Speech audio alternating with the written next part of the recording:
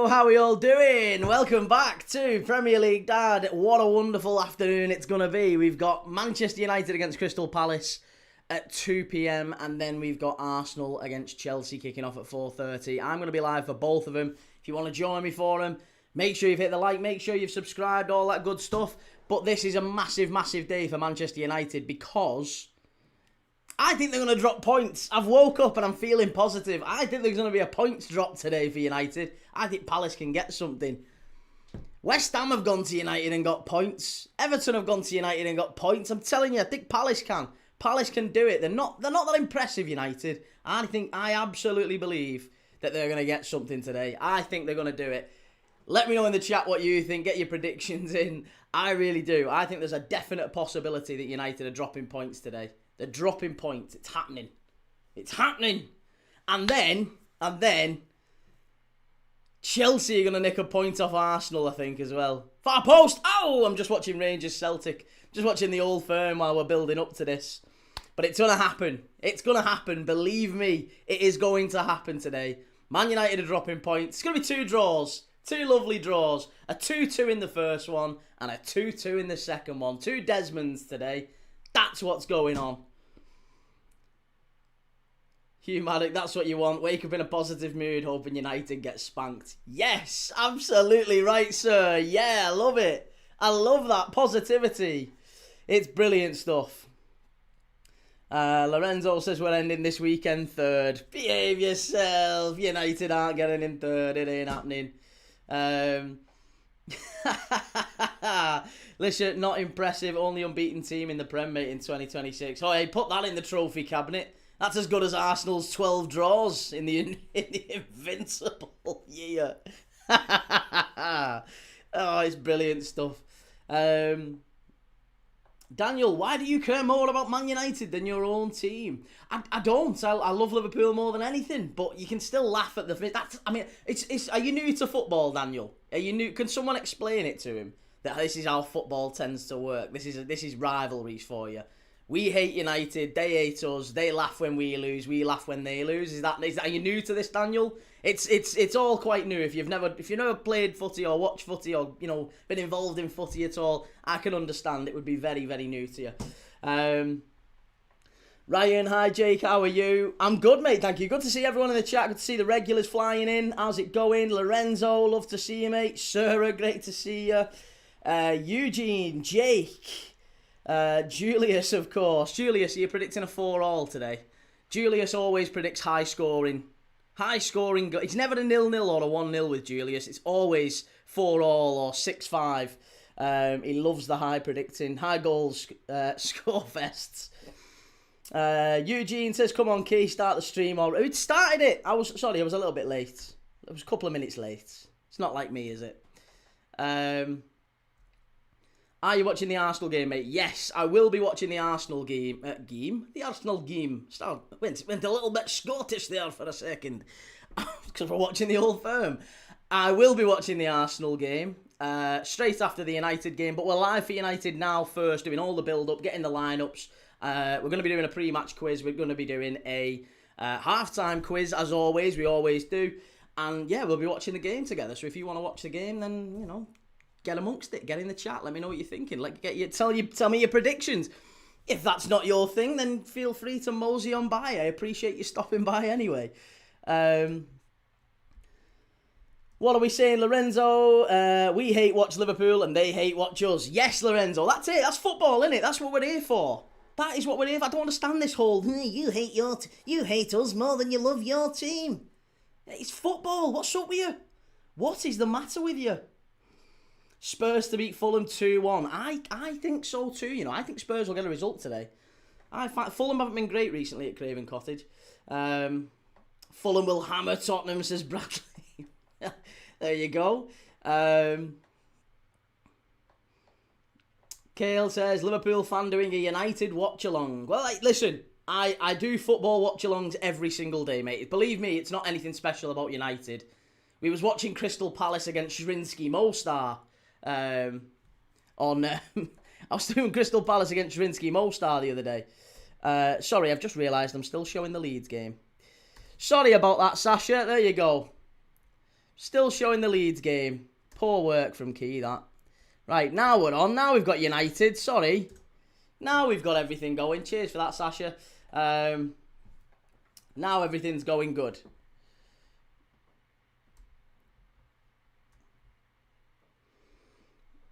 Oliver says, do you know why Anderson of Fulham is out? I don't know why Anderson is out, actually. No, I've no idea. I've no idea why he's out. Let's have a look at the lineups. I've still not looked at them yet. Jop's first game back.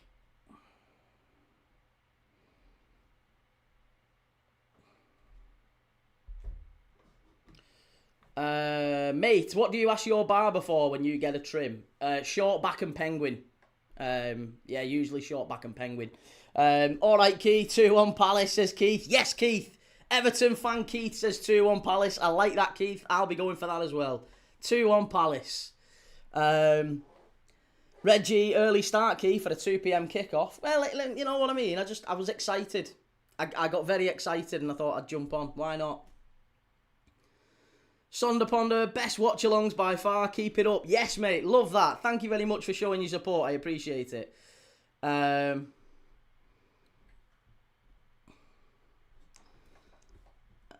are we up to? Sorry. Bradley, he probs is. Transfer news, Jop. Well, hang on a minute. Let's look at the lineups because the United lineups are already out. So let's get the United Palace lineups out. Here we go. So for Palace, we'll do the away team first. If you're watching in with me on the place that starts with a Y and ends in an E, it's got a red button. It's got a little play button in it. If you're watching on there with me, or you're watching on the place that's purple and starts with a T, then you will see the lineups over this side, as well as the live scores going on, the live stats throughout the game. That is the main event. That's the main place to watch the game with me. But if you're watching on TikTok, you won't see that, sadly. But it's great to have you on either way. Crystal Palace is Henderson in goal. Canvo, Lacroix and Richards at the back. Mitchell and Munoz in the wing-back positions. That's a big, big plus for Palace to have Munoz back in. He has been a big, big miss for them, and I like him a lot. Then they've got Wharton and Kamada in that double pivot. And then the front three. The front three, Brennan Johnson starts, which again is great to have him back in. Ismail Assar and Jorgen Strand Larsen. I think there's a real possibility of at least one Palace goal. It's just whether or not they can keep it tight at the other end. For Manchester United, it's Senna Lamans in goal. Dalot, Yoro, Maguire and Shaw at the back. Yoro starting. And obviously a little bit concerned about the pace over the top from Sarr and Johnson. Casemiro and Mainu sitting. And then it's Mbermo, Fernandes, Cunha and Sesko. Diallo not in the side. Sesko has come in and Diallo has made way. So Sesko's recent form, scoring off the bench against West Ham, scoring off the bench against Everton, has got him into the starting lineup now. Now can he make it count? He's been a big, big amount of money. Massive, massive amount of money for him. And it's not quite worked out in terms of him getting the regular starts, the regular minutes. He's still so young, but I do think there's massive potential there with Benjamin Sesko. We've seen that when he's come off the bench. I think he's doing really, really well in the minutes that he's getting, but it's not, in terms of him coming in and having immediate impact, it's not quite happened. So now he's getting a start. This is a massive opportunity for him to really nail down that starting lineup, isn't it? Spurs transfer news, do the Spurs lineup. Go on, we'll do the Spurs lineups as well. So Fulham is... Fulham have got Leno in goal, Tete, Diop, Bassi and Sessegnon. And then it's Berger, Iwobi, Wilson, Smith Rowe, Bob and Jimenez. For Spurs, it's Vicario, Van der Ven, Dragusin and Palhinha at the back. Or are they going 4-4? Are they going 4-3-3? I think they might go 4-3-3. I don't see Palhinha playing in a back three. Maybe he is, but I can't see it. It looks like it's going to be Archie Gray off the left, Van der Ven, Dragusin and Porro, Palhinha, Gallagher, Bissouma, midfield three, and then a front three of Simon, Solanke and Kolo Muani. Might be it's got it down as a 3-4-3 here, but I don't think it is going to be. And then, yeah, well, we might as well do the Brighton Forest lineups as well. Brighton have got Verbruggen in goal, Vifa, Van Hecke, Duncan, Kadioglu at the back. Hinshelwood, Milner starting for Brighton today with Pascal Gross, Milner and Hinshelwood midfield three. Gomez, Welbeck and Mitoma. Celtic have scored. It's Rangers 2, Celtic 1. And then For Forest, it's Sells, Williams, Murillo, Milenkovic and Aina at the back. Anderson, Sangare and Gibbs-White midfield. And then a front three of Hutchinson, Hudson-Odoi and Igor Jesus. Let's just watch this goal. Celtic. Still a long time left for Celtic. That was a wonderful header, wasn't it? Wow, great header. Great ball in, great header. Rangers 2, Celtic 1. Still 35 to go in that one. That's a big, big moment in the game. Kieran, are you watching Roma v Juventus tonight? I haven't got Roma Juventus. I don't know yet. I might do. I could be persuaded, but I don't think so. I haven't got it down as the main sort of main event. The main event is this one, and then we're doing the Arsenal-Chelsea game. They're the two. But I could be persuaded. We'll see. Pickford's save was unreal. Absolute game saver. He did very well, didn't he, Jordan Pickford? Yeah, did very, very well. Right.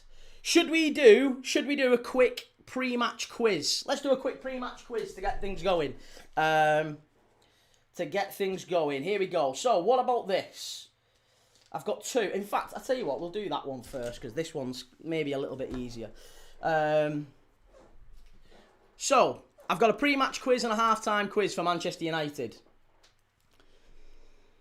Joe, who got the goal? I don't even know who scored it for Celtic, actually. Kieran Tierney it was. So, here we go. Half-time quiz. Pre-match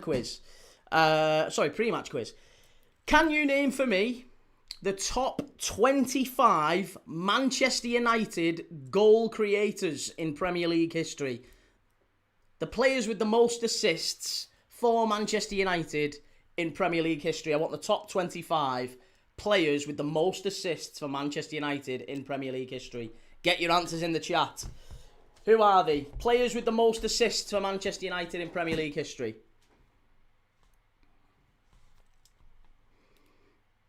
Kane, good to see you, mate. Kane says Paul Scholes. Paul Scholes is one of them. Yeah, Paul Scholes is 5th.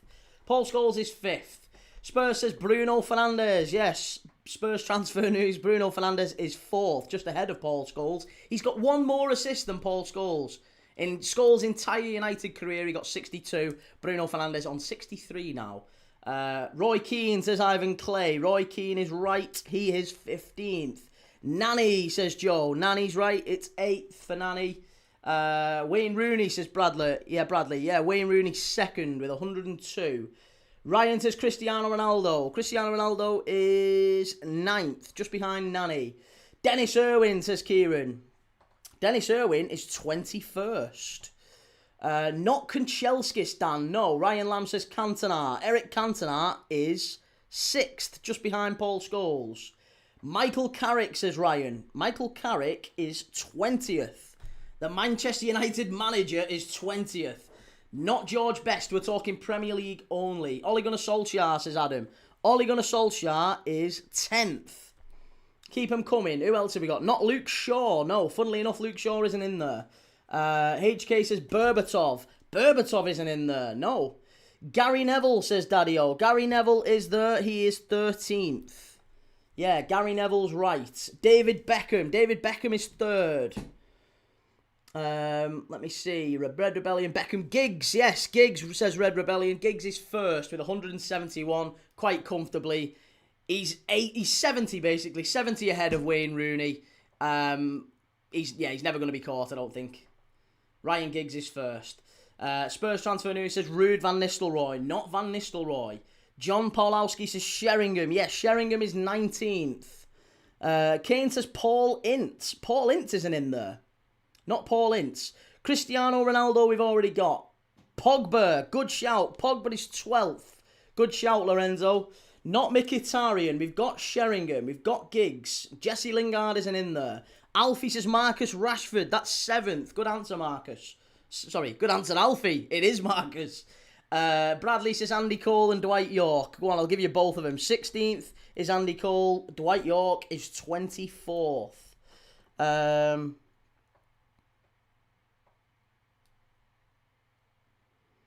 Ryan Lamb, Fred, not Van Persie, not McTominay. Juan Mata is not there, not Juan Mata. Martial is a good answer, yeah. Anthony Martial is 14th, good answer, Henley. Not Raphael.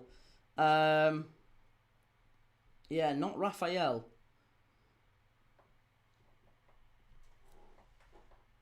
Which ones have we got already? So you've got Dwight York, you've got Dennis Irwin, you've got Michael Carrick, you've got Teddy Sheringham. Sorry, you have got Juan Mata, I apologise. Juan Mata I'd already marked down. Juan Mata, Andy Cole, Roy Keane, Anthony Martial, Gary Neville, Paul Pogba, Ole Gunnar Solskjaer, Cristiano Ronaldo, Nani, Rashford, Cantona, Scholes, Bruno, Beckham, Rooney and Giggs. There's still 1, 2, 3, 4 left to get. 4 left to get for the top 25 Manchester United goal assisters in Premier League history. Not Park, but Fletcher is in there, I think. Is he? No, Fletcher's not in there. Fletcher's not in there, I don't think. Hang on a second.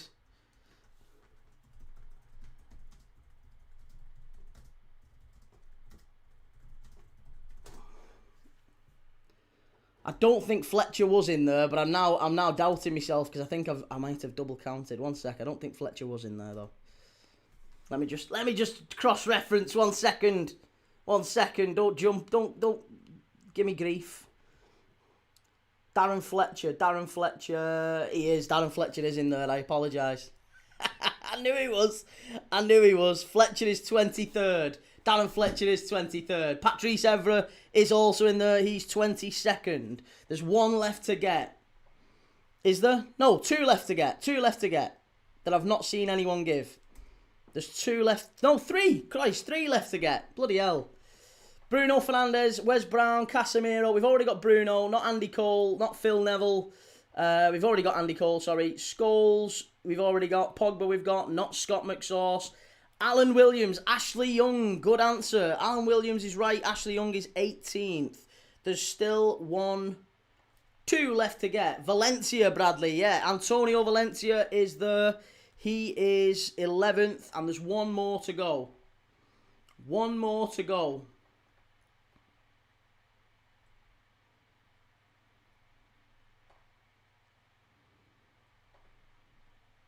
Giggs is number 1. Yeah, Giggs is number 1. So far, right, I'll give you them. So far, you've got Darren Fletcher. You've got Dwight York. You've got Patrice Evra. Sorry, the question is the top 25 Manchester United players with the most assists in Premier League history. So, most assists for Man United, it must be said. So, Darren Fletcher, Dwight York, Patrice Evra, Dennis Irwin, Michael Carrick, Teddy Sheringham, Ashley Young, Juan Mata, Andy Cole, Roy Keane, Anthony Martial, Gary Neville, Paul Pogba, Antonio Valencia, Ole Gunnar Solskjaer, Cristiano Ronaldo, Nani, Rashford, Cantona, Scholes, Bruno Fernandes, Beckham, Rooney and Giggs. They are your top ones. Top 25.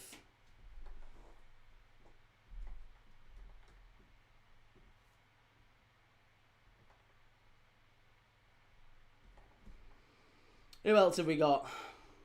Beckham we've already got. Not McTominay. Nani's already been said. Who else are we missing? Sorry. Not Van Persie. We've already got. Zlatan, no. Ryan. There you go, Ryan. It's not Tevez, but it is Lee Sharp. Good answer. Lee Sharp. With the old Sharp View Cam kit. Lee Sharp was the final answer. There you go. The top 25 Manchester United assisters, goal creators in Premier League history for the club. There you go. That's your pre-match quiz. You could do another one, to be honest. Dennis Irwin was right. He was in there. Dennis Irwin was 21st. And Gary Neville was in there as well.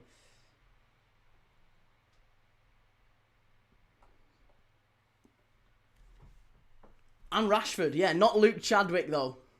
Not Luke Chadwick. We went through that quiz pretty quickly. We did, didn't we? Yeah, we did go through that pretty quickly. I have got another one we could do. It's a little bit more...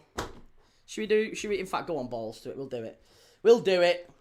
No, we won't. We'll save that for half time. We're watching Rangers Celtic and we'll focus on the football. Let's have a chat. Let's have a pre-match football. Let's go Palace, 1-0 win, says Red Rebellion. Listen, I've got a feeling Palace are going to nick something today. I really do. I think Palace are 100% nicking something today. Twisty says Key is PR trained. I absolutely am not. You won't believe some of the stuff I've come out with on here. The Chinese, a great bunch of lads. No, we've done some misnomers, to be fair. Tugging in the box. Yeah. Listen, it's a pub style atmosphere as far as I'm concerned here. We just chat the footy and what happens. Kane says United 2-0 for me. Fair enough. Listen, mate, I'll be honest. Head says United.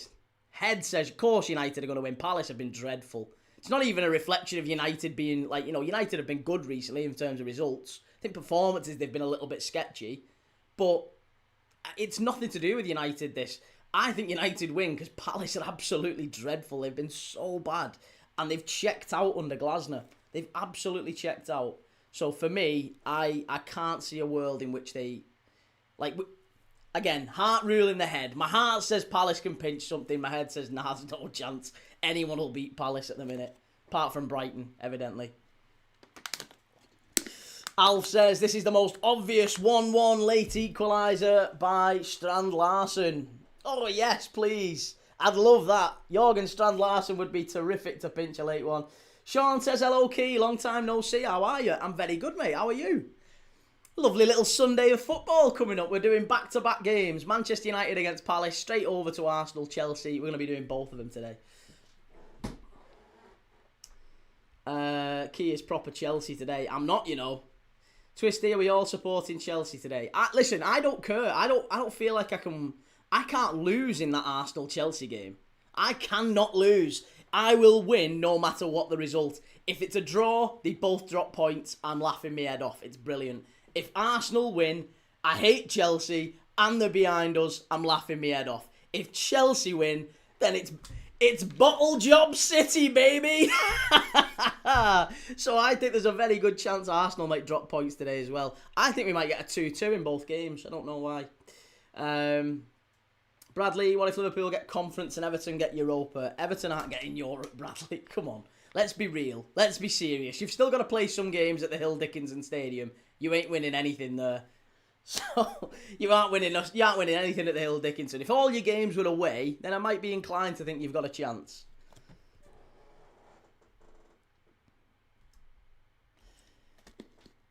Where are we up to? Heal the Evil says, we beat Wolves last week. Same team that beat Villa and drew Arsenal. I reckon we've got a chance against United.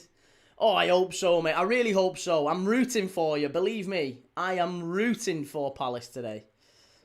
Absolutely rooting for you.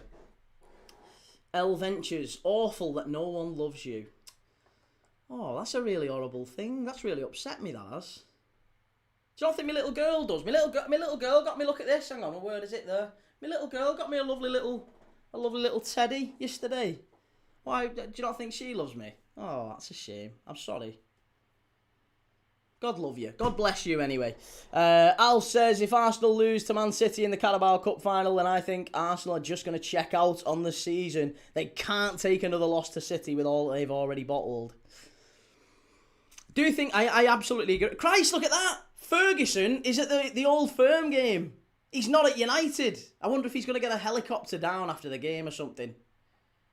He might do, mightn't he? He might finish the Rangers-Celtic game and then get a helicopter down to Old Trafford. Nah, there's only 30 minutes to kick off. He can't do it. He's going to be in Glasgow. He's going to miss the United game.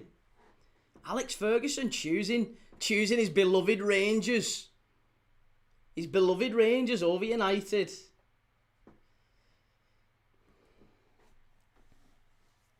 Where are we up to? Sorry, Shell. Afternoon, Key. Good to see you, Shell. How you doing, lovely? Heal the Evil, cheers, bro. Believe me, I am rooting for you today. I've even got the background lights all blue. In fact, you know what? It's all blue today. Blue for Palace, blue for Chelsea later. Yeah, come on, blue for them both. Let's have it. Dominic Nash, who do you think's going to win, Man United or Palace? I think United, sadly. I think United. Don't you think you're a bit old to be acting like this? Not really. I'm only 22. Only a baby. What's up with you? Kane says, Key looking all professional. Questionable. Ferguson loves the old firm. He does, yes. Still a nice blue background, Key. Absolutely. Keith, if we get beat by Burnley, Key, you can have me season ticket. I can't cope. You're not beating Burnley in midweek. See how Burnley played the other night, last night against Brentford? Yeah, they're not losing at bloody Hill Dickinson. No chance.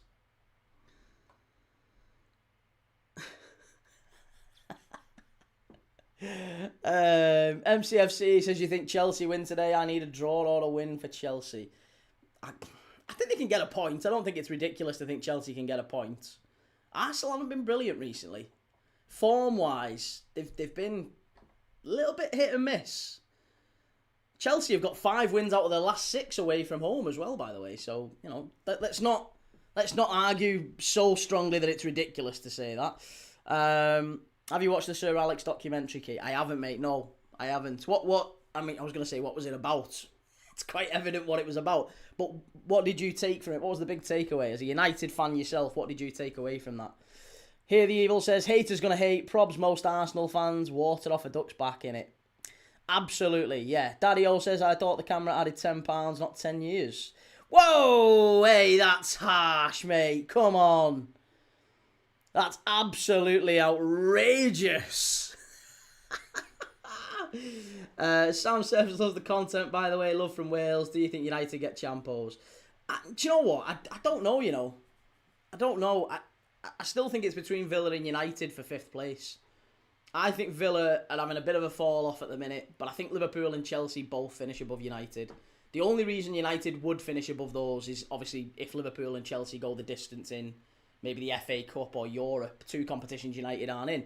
So United went out of everything at the first stage, didn't they? They weren't in Europe anyway. They weren't good enough for Europe. They went out of the Carabao Cup at the first drop at Grimsby, and they went out straight away against Brighton, who obviously we knocked out the next round. So they're not in any competitions. This is their cup final. This is United's cup final today. They have to win these games. So Liverpool and Chelsea have got a bigger squad than Liverpool. Liverpool, I think, have got the best 11, but ultimately it's whether or not we can stay fit.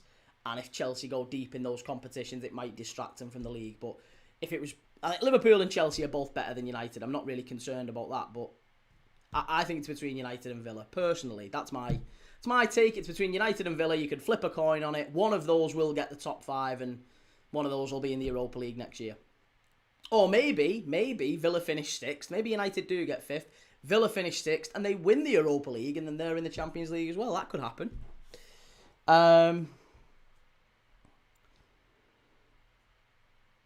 What are we saying? Sorry, Arsenal had to cheat to beat one of the worst Spurs sides in history.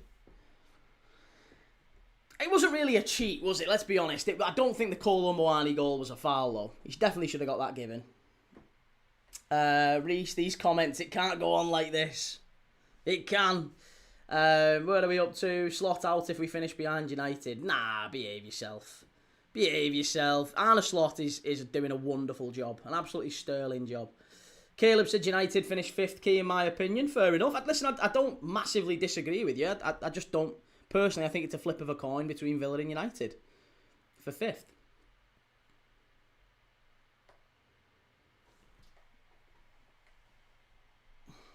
What are we saying? Alf says, being overweight makes you look older by default, to be fair. Considering all the weight Key's already lost, I think he's doing very well for himself. Oh, cheers, Alf. Thanks, man.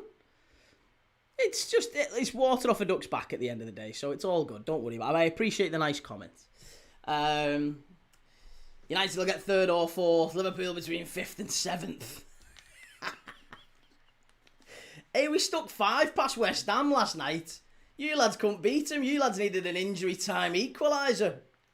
He got snotted off West Ham.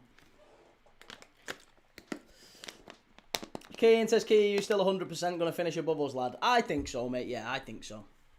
I think we'll beat you at Old Trafford and we'll finish above you.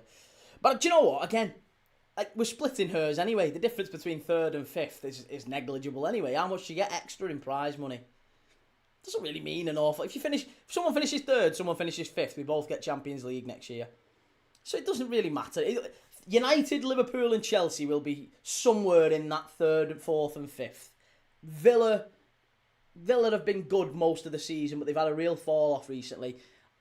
I think if anyone is more likely to drop out of that top 5, it's United. So it'll be Villa, maybe United for 5th place. That's my take at the minute. Obviously, United still have to play Villa. United still have to play Chelsea. They still have to play Liverpool. There's still a long, long way to go in the season.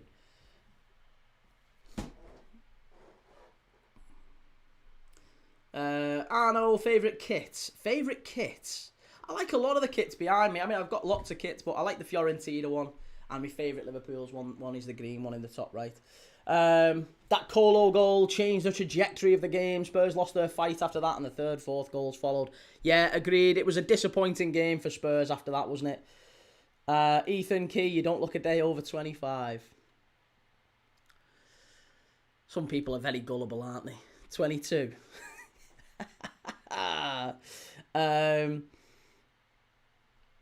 Ryan says, oh, sorry, 3-star. How's it going, 3-star? Lovely to see you. Afternoon, everyone. Hopefully after this game on the South Coast, I'm saying mind the gap, West Ham.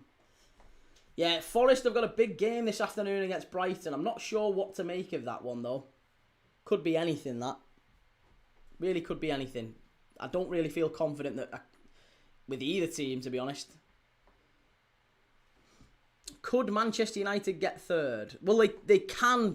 If they win today, they go 3rd, don't they, I think? But potentially, if they lose 2-0, then they go behind Liverpool. Palace chant! Oh, Palace. Celtic chants. Bloody hell. T. Bliss, are you watching the Old Firm? I am, yes. I'm watching it right now for the last 15 minutes or so, and then I'm going to turn over to United. But I'm watching the last few minutes of the Old Firm.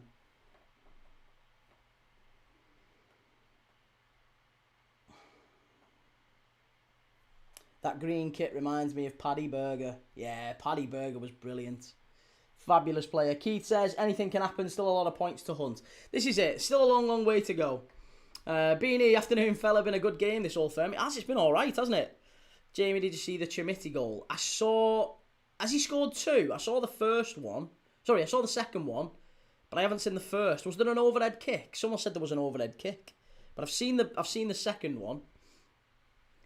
Andrew says, what's your score prediction for United, Palace and Arsenal, Chelsea? I think draws in both. 1-1 and 2-2. I'll go 1-1, maybe 2-2 in this one, 1-1 in the Arsenal-Chelsea game. 10 million down the drain, Chimiti scores again. Reece says, shouts for Butland to go to the World Cup over someone like Pep, Pope or Rando. Pope or Ramsdale? Can't see it, can you? No, I can't see it. Heel says, do you prefer Rangers or Celtic? Gotta be Rangers for me. Honestly, mate, I don't feel strongly about either of them. I don't mind Rangers or Celtic. I don't really feel strongly towards either team. But when I went up and I did like a tour when I was about 10, 11 years old. I went up to Scotland with my dad. And we went up to watch Liverpool against Aberdeen in a pre-season friendly. And on the way back down, because Aberdeen is like right up northern Scotland, on the way back down, we ended up bouncing around all the Scottish football grounds. We did like a tour of Scotland. We did, Dundee, St Johnstone. We went to Hearts, went to Gretna. We went to Celtic and Rangers, obviously. And Rangers were much, much nicer than Celtic on my one trip. So for that reason alone, I would if I had to, if it was like gun to your head, who'd you prefer? It would be Rangers based off that one minor petty thing. Plus maybe the fact that Gerrard managed him. But I like Celtic a lot as well. Obviously, Kenny played for Celtic and lots of good Celtic players growing up. Henrik Larsson was wonderful. So I don't mind. I like both. I don't mind either. Kane says, I just want to be in the Champions League again. I'm sure it will happen at some point. United can't keep being this bad for this long. I'm sure you'll get in. To be honest, it might well be this season. Kay Jonesy Havertz scoring 9 tonight. Do you think he's starting? Coach, I don't know if he'd be starting. Ryan says, I heard that the West Ham owners, both David Sullivan and Karen Brady, resign because West Ham are in debt. Don't think it's because they're in debt. I think there's more to it. Than that. Chimey, Key, do you have any? I do, mate, but I can't talk about them because we're live on the other place, which I'd get a little temporary holiday on that platform if I talked about it. So I can't say anything, but I have got tips, yeah. Jamie, what time you at? What time? 13:39. Why? Rangers 2, Celtic 1. Last 10 minutes here at Ibrox. And Heel says Celtic got the same anthem as you lot as well. And yeah, don't follow Scottish football, but I like Rangers because they're sound with the English. So I follow Livingston as well. Livingston's probably more a team for me purely because of the fact that every time I've watched Livingston, we did a watch-along for Livingston last year and they were brilliant and I really liked them. So since then, they've kind of been my de facto Scottish team. Jamie, no game time. 81:56. It's on Sky. Andrew, I looked at Fotmore, but according to the prediction, United has a 68% chance of winning. 68%. Feels a lot. Ree says Rangers and Celtic are like the Timu, Madrid and Barca with how they've dominated the Scottish League. Do we think Hearts are going to win it this year? That's the big question mark in the SPFL, isn't it? It's whether or not Hearts are going to actually do it this year. And looking at the table, Hearts have done very well recently. They are currently 4 points ahead. They probably could have done with Celtic winning this one, to be honest. Although saying that, no, maybe a point would have probably been better. If Hearts had the chance, they'd probably ask for a point in this one. Because then they would be, 6 points clear of Rangers and 8 points clear of Celtic. Obviously, Celtic would have a game in hand, but a draw suits Hearts massively. Andrew says, if Arsenal lose today, do you think City will win the league? If Arsenal lose today, do I think City will win the league? Not necessarily, no. I think there's more twists and turns. I think honestly, I do think we're going to get to a point in the season where Arsenal need to go to the Emirates and win. And I think they have to win in the Carabao Cup final as well. Psychologically, that's like massive for Arsenal. Feels like they've got such a hill to get over because they're not able to get over the line. We've seen that in so many years gone by. They've just not been... They've been in good positions, really strong positions to win something, and they've not got it over the line. I think that can affect a team's psyche. So for me, Arsenal have to win. At some point, they've got to go to a title rival and win, and they haven't yet done that. Legend, Kenny Dalglish, what a player, absolutely. Reece says the North London derby's bigger than the Old Firm. At this moment in time, yeah, it probably is. The Hackers, any mention of Liverpool scoring the most set pieces this year? Or are you going to avoid it? I've not avoided it. We spoke about it yesterday. Spoke about it. I'm happy to speak about it. Jamie says, in your opinion, do you think Man U could get second or first? No, neither. Neither. Real Madrid have to win the Champions League. Why do you think that? In your opinion, do you think Man U could get second or first? Absolutely not. Daddy-O, I preferred Rangers growing up because I liked Ali McCoist over Henrik Larsson after 2006. He made me suffer for that take. Henrik Larsson was brilliant. What a player. What a fabulous player. Xander, I've never seen a clip of you that's not watching Arsenal win a game and you being salty about it. Well, you should watch a little bit more of me, mate. Get amongst it. We watched Brentford. Arsenal didn't win that one. We watched Wolves. Arsenal didn't win that one. We watched Forest. Arsenal didn't win that one. We watched Liverpool. Arsenal didn't win that one. Actually, watched Liverpool twice. They didn't win either of them. So yeah, no, it's all good. It's certainly not that Arsenal always win when I watch him. Definitely not.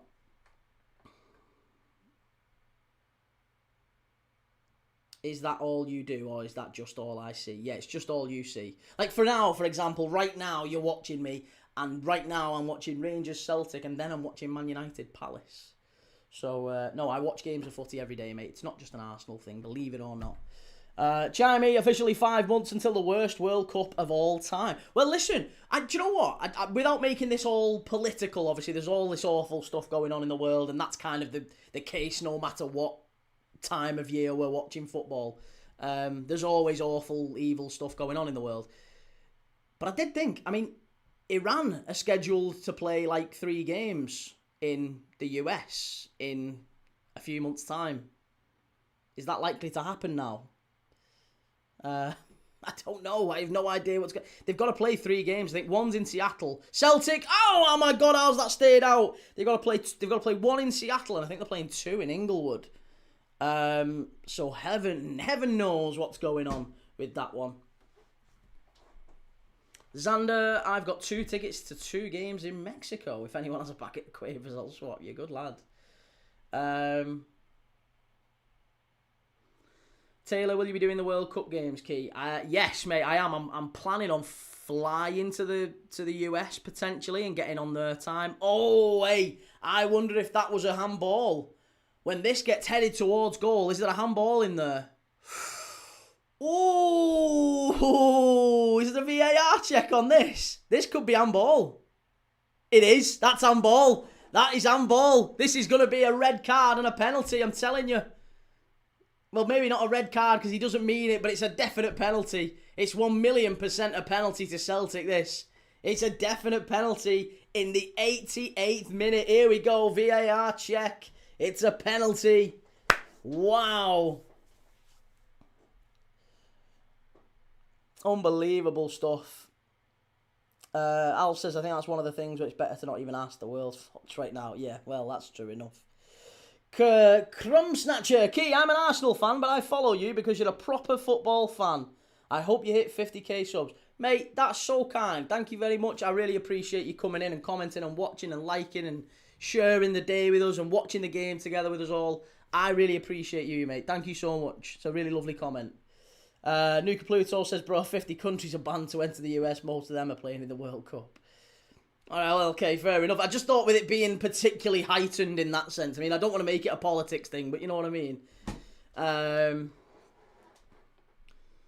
yeah, I am potentially flying to the US to do the World Cup. I mean, we'll have to wait and see, obviously, what's going on the landscape in the US at that time. But the plan is to fly to the US. We're looking at flights to see if we can get there. We'll have to wait and see. But it is a penalty. There you go. Rangers 2, Celtic 1. It's a definite penalty in the 89th minute at Ibrox. Ho, this is madness. This is crazy at the end of the game here.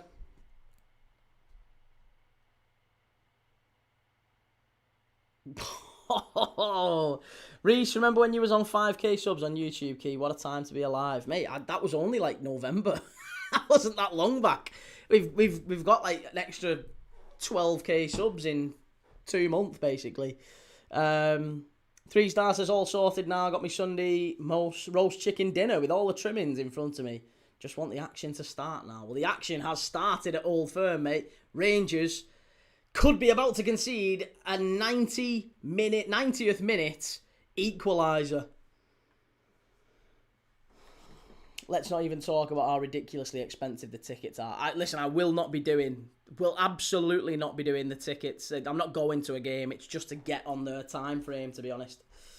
Sammy, hope you did not forget me. I don't forget the OGs. I don't forget anyone, generally speaking, as long as you come in for more than like 1 or 2 streams and you interact. Generally, there's people who've come in 6 months ago and I remember them. I've got quite a good thing with names. Names and profiles. If you come in, you have a chat. Generally speaking, I remember you. It's good. Celtic penalty. Celtic penalty at Ibrox. We're into injury time. It's Rangers 2, Celtic 1. Is it going to be an equaliser? A huge moment in the SPFL season. Hearts will love it if this goes in. He saved it. Oh my God. Oh, now then, hang on. Is that going to count? He saved it. It came back out. He hit it again. He saved it again. And then he tapped it in with the 3rd try. But I just wonder whether or not would the player who ran in got it. Looks like it's going to get given anyway. Proud to be an OG. Yes, I'm here. Good lad. Let's just see who taps this in. It's a good save from Butland. Great couple of saves, actually. Yeah, that's fine. It's 2-2. 2-2. Unlucky. I'm crap with names, Lee. The amount of people who call me Lee Thomas as well. That's a massive save. Well, it is 2 big saves, but it didn't help in the end. It's 2-2 now. 2-2. Stan, you okay, bro? And come on, Spurs. Need a win today. Good to see you, Stan. Yeah, I think Spurs will get a result today against Fulham. I fancy you to get a result today, and I think you'll get a result on Thursday against Palace as well. Obviously, hoping for Palace to win today against United. They scored the rebound. They did, James. Yeah, tapped in the rebound. Well, they didn't actually. He hit the penalty. Butland saved it. It came straight back to him. He hit it again. Butland saved it again, and it came back out to him. And third time, he scored it then. So, yeah, the rebound. Celtic very lucky there. Lee Andrews. Al says, I think names in YouTube chats are pretty easy to remember because people have such unique usernames on the internet. A nickname like Mad Caesar is easier to remember than Stephen or Michael. I tend to look at profile pictures. I tend to look at things they might have said as well. So, like, for example, there's my mate RCP. RCP comes in, and I know him because he told me that he lives in San Pedro Sula in Honduras. We had a brief chat. That was about 6 months ago. And now every time he comes in, he's my mate from San Pedro Sula. I like him. I don't even know where San Pedro Sula is, to be honest. I know it's in Honduras, but there you go. So I tend to remember little things that people have said to me. Spurs going down, do you think so? I can't see it. I can't see Spurs going down. There's 5 minutes of added on time here. We've got 10 minutes to kick off at Old Trafford. I am watching the United game, don't worry. I'm just watching the end of the Old Firm now. Keith, big points. Sorry, big week for Spurs, points-wise. It is, yes. And Man United, oh yeah, he says, Paul. Do you think United are going to win today, Paul? Jack Butland deserves a call-up to England. Very underrated player. I don't know. I think he's been a bit hit and miss for Rangers this season. Julius, I want Hearts to be champions. I think we all do. We're all kind of pulling for Hearts, aren't we? James, Old Firm is massive where I'm from. It is. I mean, look, Rangers are in again here. Ball stood up. Celtic just hammered it away. And would Spurs still be a Big Six club if they got relegated? No. No, I don't think so. Sadly, no. Do you know what? I'm going to keep it there for now.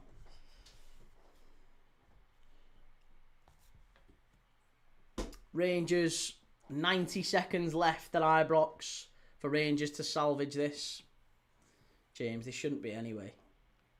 I think they are. I mean, come on. Like, if you're looking at the Big Six, surely the Big Six is... You'd still say it's Spurs. Like, Villa and Newcastle have kind of flirted with it in recent years, but they've not really nailed it down. They've both had a couple of years in the Champions League, but nowhere near enough that you're looking at it and thinking, yeah, they're the new kids on the block. I think Spurs have at least, they've won a Europa League, they've been in the Champions League final, they've been fairly consistent in the Champions League for many years. Obviously, recently, last couple of years, it's not been great domestically for Spurs, but I'd still have them as a top 6 club. Pope, I wouldn't mind Hearts getting the league as long as it isn't them. Fair enough. Spurs have one more year for me. If they finish below 10th, then no way. They're not going to finish higher than 10th next year. They're such a long way off at Spurs, and I think that's the big thing the fans need to look at is it's maybe expectations. It's a little bit like Liverpool, to be honest.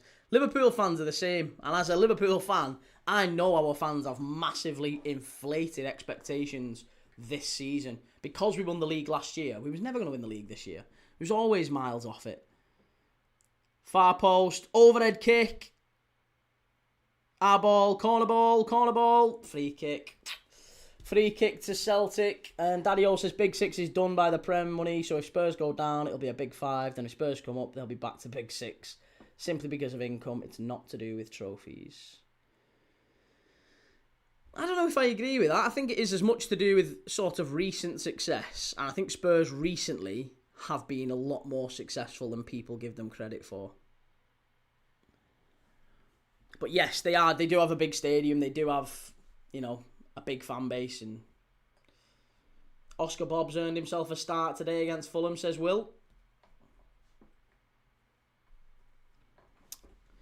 James, Celtic or Rangers? Yeah, we're just talking about this, James. Honestly, I haven't got a strong feeling for either team. As a Liverpool fan, I quite like both. I don't mind either team. There you go, Rangers 2, Celtic 2. It is full time. Danny Roll and Martin O'Neill shake hands. I think both will be quietly disappointed with that result. But one team who will be absolutely made up with that result is Hearts, who are now a whopping 6 points clear of Rangers and 8 points clear of Celtic. Celtic have a game in hand, but they are 8 points behind the leaders. Hearts will be buoyant with that late penalty. They'll be delighted with that. Right, so let's get turned over. Let's get focused now on Man United. The Old Firm's over. There's a little bit of fighting going on. There's nothing new there in the Old Firm. A little bit of fighting going on. But it is time for Manchester United against Crystal Palace. Come on, the Eagles!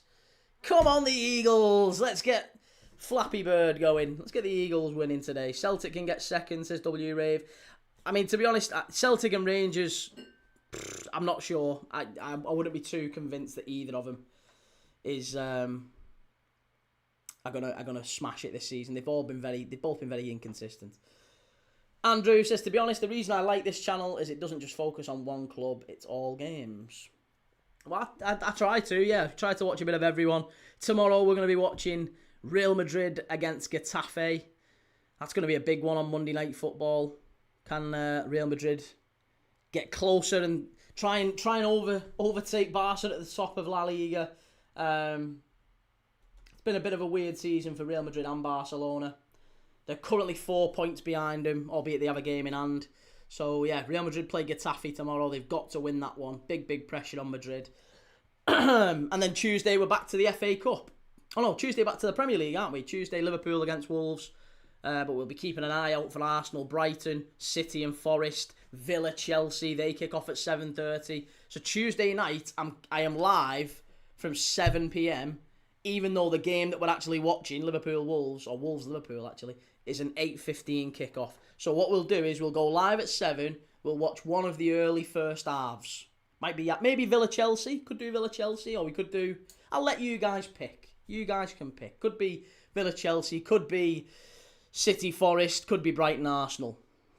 But whatever you think, we'll watch them. Where are we up to? Can we please hit the like button? Thank you very much, Sarah. Daddy O says, I only base that on Simon Jordan's comments. And as much as Talksite come out with rubbish, he would know more than me. Oh, what's that? Sorry, Big Six is done. Ah, I see. Yeah, I mean, listen, Simon Jordan is one of them. He mixes the truth with a bit of hyperbole, doesn't he? He's that kind of guy. Kicking off at the Old Firm. Everton for Europe? No, not a chance. Andrew, if you could bring back any player in their prime, any era, any league, who would it be and why? Gerrard for Liverpool, just because we desperately need a midfielder. But a player who I'd love to see in their prime in the Premier League would be Ronaldinho. I just thought he made football fun. I'd love to have seen him in the Prem. What a player. But let's throw that out to everyone in the chat. That's a great question. If you could bring back any player in their prime from any era, any league, who would it be and why? And what Premier League team would you put him in? Obviously, I'm assuming it's yours, but get your answer in the chat. That's a great question from Andrew. Yeah, if you could bring back any player in their prime, any era, any league, who would it be and why? W. Rave says Pele, Jimmy, Maldini. Arsenal ZK, how do I obtain your build? Lots of carbs, penguin diet basically, minimal exercise for several years, and lots of football. Yeah, good lad. Come back to me, report back in a few years, let's see how you're getting on. Prime Messi into this Wolves and see if he could save him. Do you think so? I don't think Messi could save Wolves at this moment in time. I think you could put Messi, Ronaldinho, and several others really in there, and I still don't think Wolves would get saved. Arsenal ZK, I'm talking about your background. My background, white British. I am 12% Swedish. Yeah. I don't know where that comes from because neither of my grandparents were, but apparently, according to Ancestry DNA, I am 12% Swedish. Henri to Man United, says Nuka. Chime, he says Cantona. Ryan, I'd bring back Paolo Di Canio in his prime for West Ham. And Dan, George Weah loved him for AC Milan in the 90s. Do you remember the George Weah goal that they always showed on Football Italia? What a player he was. K. Jonesy, I'm 8% French. Nice. Nesta, so we can park the bus a little bit more. Oh no! I'm devastated. I've got Palace in the wrong kit. I had Palace in the gold kit on the thumbnail. I'm gutted. Maybe that's a good luck charm. But either way. Will, is that Timothy Weah's father? It is, yes. George Weah, Ballon d'Or winner. Oliver Glasner just shaking hands with Michael Carrick. Michael Carrick saying, listen, the club wanted me to ask you if you'd open to the position at the end of the season because I'm not going to get top 5. So if you want it, have a chat with them after the game, yeah? No worries. Daddy-O always personally had a liking for Gabriel Batistuta, of course. No, it's not the most exciting pick. No, it's that is massively... Gabriel Batistuta is one of the only players I have ever seen who never finessed a finish. He never side-footed anything. He smashed it, didn't he? Every goal you ever see of Gabriel Batistuta, basically, it's rattled in. Like, the keeper's got no chance. He always tried to break the net, and he did so, and scored so many. He was prolific, while never really using the inside of his foot. He was unreal. And Henri get him up top get Barca up top versus Mbappe. Luis Suarez for Liverpool, says Andrew. I think he'd absolutely dominate the Premier League now. True enough. Right, we're off. We're off and underway at Old Trafford. Here we go. Man United, Crystal Palace. What are we thinking? A huge game in the race for the top 5. I feel confident that we're going to get a... I feel confident that we're going to get a winner today from Palace. Maybe at least a point, but I think we're going to get something from him. Come on. Dan says that George Weah's goal is a thing of beauty. Love the partnership with Oliver Bierhoff for Milan. Whenever I think of Bierhoff, I always think of him for Udinese and Juventus, obviously. Udinese, they had Amoroso and Bierhoff up front. What an unbelievable partnership that was. Strand Larsen hat-trick, says Adam. Normal guy, good morning to you across the pond, sir. How are you? Elvis says Manchester United to score first.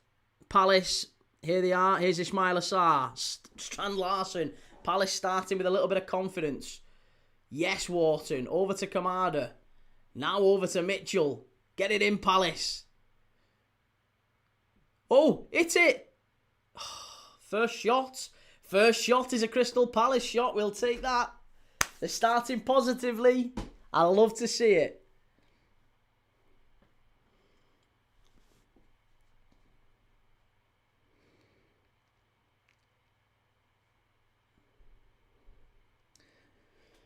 Senna Lamens has been a big plus for Man United. He's just taking the goal kick now. He has been a big plus since he's come in, hasn't he, Senna Lamens? I think he's settled United down just in terms of how he dominates the ball in the air. I think there's probably better goalkeepers they could have got, but just in terms of his ability to control the crosses coming in, he's very, very dominant aerially. Strike. Oh, Christ. First shot on target for Man United. Bruno Fernandes did well there. But easy for the keeper. Right, I'll keep you updated on all the other games, all the other goals going in the Fulham-Tottenham game and the Brighton-Forest game. And obviously we'll keep you updated on the Arsenal-Chelsea lineups as they come out. If you are joining us later for Arsenal-Chelsea, as soon as this game finishes, we're going to be doing a watch-along of the Arsenal-Chelsea game. So make sure you've already subscribed and got your notification bells on. Ismail Assar with a strike. Oh, nearly a Giroud in the box there from Strand Larsen. Little scorpion kick, but it's gone out for a goal kick.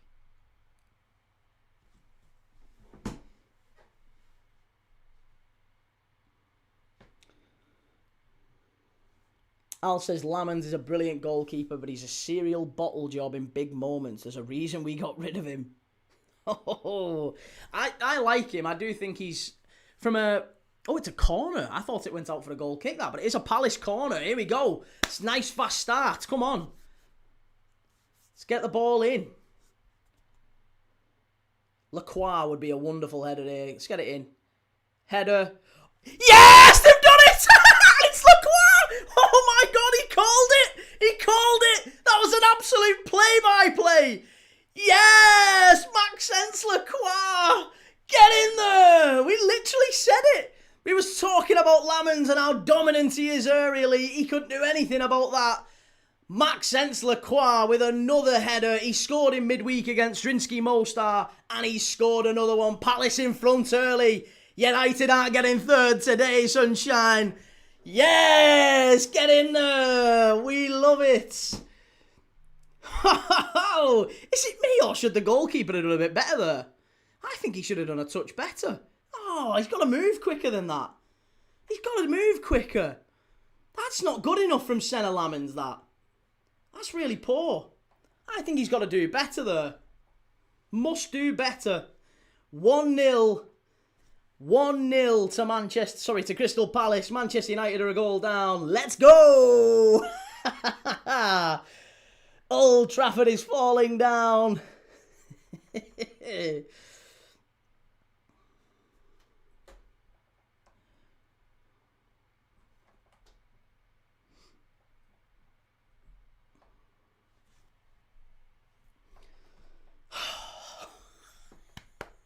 Yes, it's brilliant, that.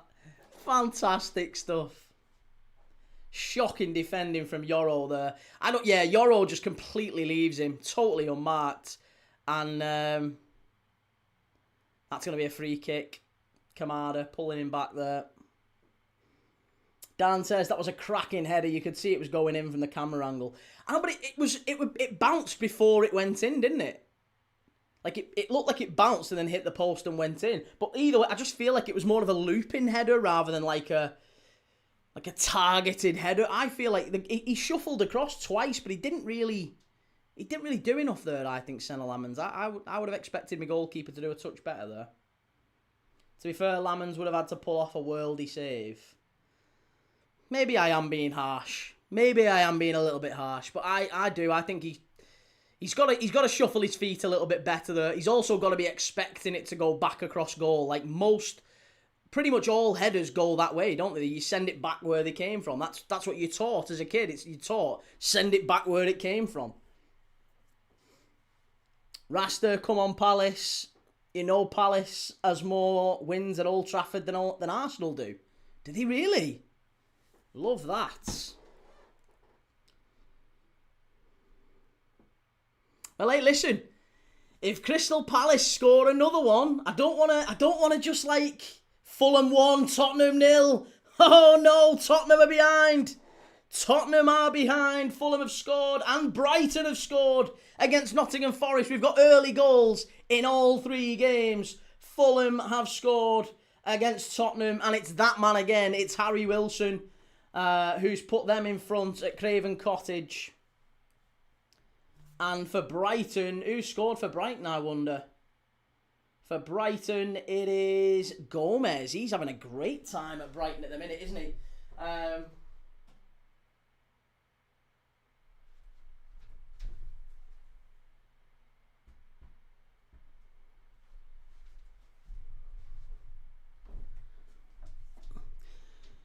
What are we saying? Sorry, yes, Premier League. Man United are... If Manchester United were to concede another goal, they go below Liverpool. They go below Liverpool. It's happening. I'm telling you, if Palace score a second, they win 2-0, United fall below Liverpool.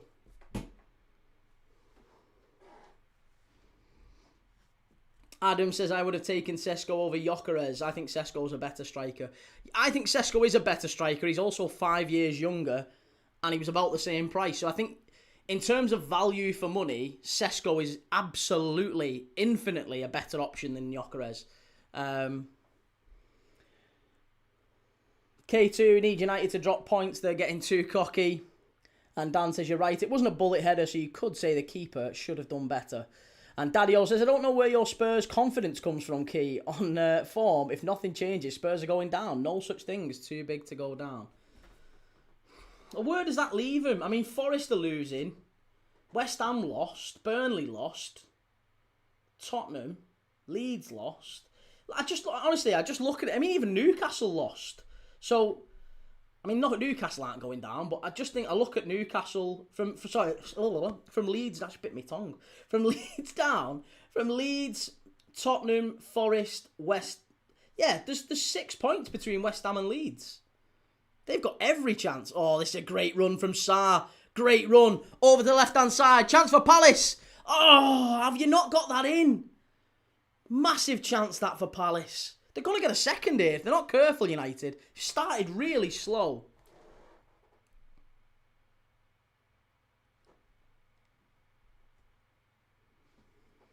Fulham goal might get ruled out. It's not been ruled out. There's no VAR check on it. It's not been ruled out, Ryan. No, it's not been ruled out.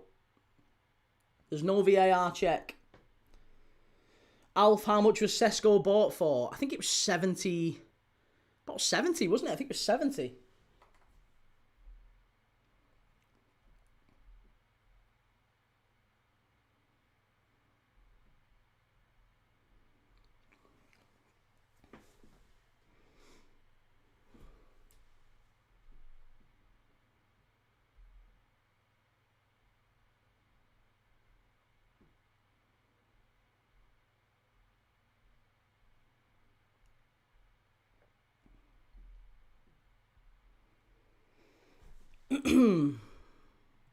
Here's Bruno Fernandes for United.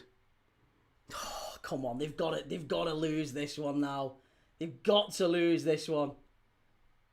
Absolutely massive if they lose this one. Football Talk says Harry Wilson's goal stands. There was a VAR check. I didn't see the VAR check. Fair enough, but either way, it has stood. That's good. AC Milan won against Cremonese earlier, by the way. AS Roma play Juve tonight. Betis play Seville tonight. It's the Seville derby tonight, by the way. Real Betis against Sevilla.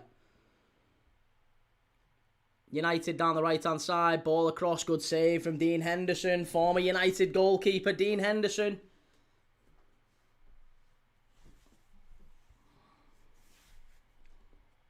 This is absolutely massive in the rain for Michael Carrick. This is massive. This sort of a game is an absolute gimme for 3 points. They've already dropped points against Wolves here. Games like this are... Oh, they did it again. Munoz, Sarr, strike! Oh! Corner, no offside. Oh, unlucky. Did well there. Did really, really well there, Ismaila Sarr. Wonderful effort from Munoz and Sarr down the right-hand side. He was definitely on. There's no problem there. It gets pulled back to Sarr. Good strike. Pretty much straight at Senna Lamans, it must be said. K2 says, it's funny watching Sessegnon going all out against Spurs while also cheering them on last week. And Nate says, hello everyone, beautiful Sunday here. Man United lose, Arsenal win will make the week amazing. Man United lose, draw later on, and my week is chef's kiss. Beautiful stuff. Adam says, if Harry Maguire gets a call up for the World Cup, I won't watch it. Harry Maguire is a good defender, mate. I think he's one of them. England don't have too many top young centre-backs. Jared Branthwaite would be one I would take, but he's not fit enough.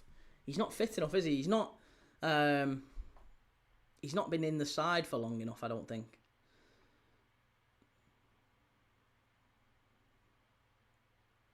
Oh, great run this from Daichi Kamada. Anfield 90, good lad, good to see you. How's it going, mate? Callum says, hates United, yet spends every minute watching them and talking about them. I didn't know United played every minute. If they do, I need to find more games of United. Brad says, afternoon, Keith, United and Chelsea dropped points today. Would you say we're favourites for fourth? I think we're favourites for third as it is. Listen, United go behind us here. If Palace score one more, they're behind us. Don't know what you're all worried about. We stuffed West Ham 5-2 yesterday. United couldn't beat them home or away. We've beat them home or away. They've dropped points against Wolves here.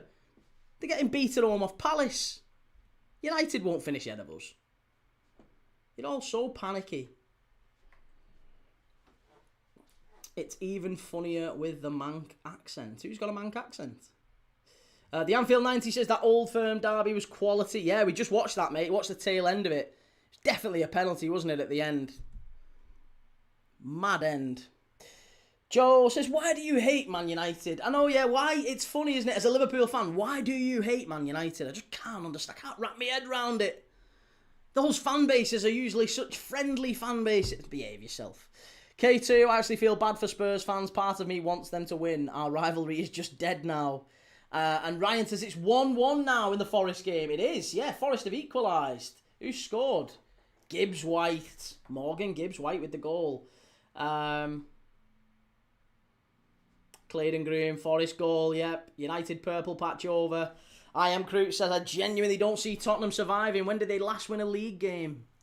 When did Tottenham last win a league? That's a great point, actually. I think Tottenham last won a league game against Palace on the 28th of December. It's March. Oh, God. The last time Spurs won a league game. And we did a watch-along for that as well. Spurs away at Palace. That was the last time they won. They've subsequently drawn with Brentford and Sunderland, lost away to Bournemouth, lost away at home to West Ham, drawn with Burnley, drawn with City, lost to United, lost to Newcastle, lost to Arsenal. It's been a bad old run for Spurs. And it looks like they're going to lose today against Fulham based off what we've seen so far. But give them time. I still don't think Spurs go down. I really don't. I think they're too good to go down. And I know that phrase is a little bit triggering, but I do think that they are too good to go down. Ellis says, are them shirts signed in the back? They're not, no. They're not. Poor bloke's never getting a haircut. He's not. It's going to be next year. I promise. It's going to be 2027 before he gets... Look at the state of that. Look at that from Luke Shaw. These are not finishing ahead of us. I'm telling you. 2-1 Brighton. Christ, we picked the wrong game. Brighton are 2-1 in front. Danny Welbeck, 3 goals in the opening 15 minutes at the Amex. Brighton searching for a bit of form as well in that one. Fabian Herzl under a massive pressure. That's not a foul, ref. Well done. Well done, referee. Yes, good lad. Brilliant. Come on, Key. We need Spurs to go down, but beat Arsenal in the semis. That'd be fantastic. Jimmy says current form is worse than Wolves. I still don't see him. I just don't. I think it's one of them that we're all looking at and going like, "Ooh, could it happen?" But I don't think anyone really thinks like nobody, unless they're an Arsenal fan and they're actually like rooting for it. Nobody's actually willing to stake anything on Spurs going down because you just don't think it's going to happen. It's going to be Burnley, Wolves, and probably one of Forest, West Ham, or Leeds. It ain't going to be Spurs. The form's a little bit all over the place. Xander, want me to sign a shirt? I'm not famous, but my signature is kind of nice if you squint. 2Key loves Xander. And I'll just make it a little bit funny. I'll say it to Zidane. We'll say it to Zidane. What are we saying? Sorry, I don't give a flying toss. Quiz, my dude. We'll do a quiz at half-time, mate. We always do a quiz at half-time, so we've got a good one nailed for half-time. I actually do have a very good one. Jimmy says, big up the Charlton, Tottenham derby next year. And Leeds will stay up there. A great run that'll keep them up. I wouldn't be so sure with Leeds. Ryan, I've got no hate for Forest, but I want Brighton to win. And Daddy-O, I'm half thinking Welbeck needs to be considered for that World Cup squad. I think so too. I like Danny Welbeck. And so far this year, he's 35. That's the only problem with Danny Welbeck. And he'll actually be 36 this year. So I think he might have missed the boat, but he's doing very well. Why do you still think Leeds could go down when Spurs haven't shown anything? Because I think you've got recent form and you have to take that into account. But I think you've got to look at the squad ability. And Spurs' squad has much better ability than Leeds ever do. Leeds, I think, are lacking in some really key areas that in the running, if they get a couple of injuries or if it just, bit of bad luck. Sometimes it's luck. A lot of people don't like to talk about luck in football. Or at least not in a good faith way. Lots of people mention luck in a bad faith way, like, oh, look at them, they're so lucky. Or look at them, oh, that was just... Sometimes, I honestly think football, a lot of it does just boil down to luck. Not the majority of it, but certainly a big part of it. There's a big part of football that is just luck. You have a strike, it hits the post, it either goes that way or it goes in the net. You know, if you do that 3 or 4 times in a game, it's unlucky. But no one wants to have that conversation. It's far more like, oh yeah, he's having the manager's having a horrendous run. The manager's lost the dressing room. That stuff sells papers. And that stuff makes, views on YouTube and all that stuff. That's why people do it. But nobody actually wants to just say, do you know what, the guy's been a bit unlucky. The team have been a bit unlucky. They're playing well, they've been unlucky. There's not always a big dark reason for why a team loses a game of football. Or even loses several games. As if, do you know what? For that, Harry Maguire cannot go to the World Cup. As if he's actually just done that. He's held his head when Strand Larsen's foot was nowhere near his face. Absolutely ridiculous. Casper, football is mostly about luck and timing. Agreed, yeah. And K. Jonesy, Spurs are in an injury crisis. Sure, they'll be decent after that's sorted. I think so. I think Spurs are doing really well. In terms of where they are versus what they've actually got available. They've struggled recently and they've changed the manager. That's always going to cause a bit of upheaval. But I actually think they played quite well against Arsenal. Obviously, we're not watching the game today. But I think they're doing okay given the situation. I don't think they go down anyway.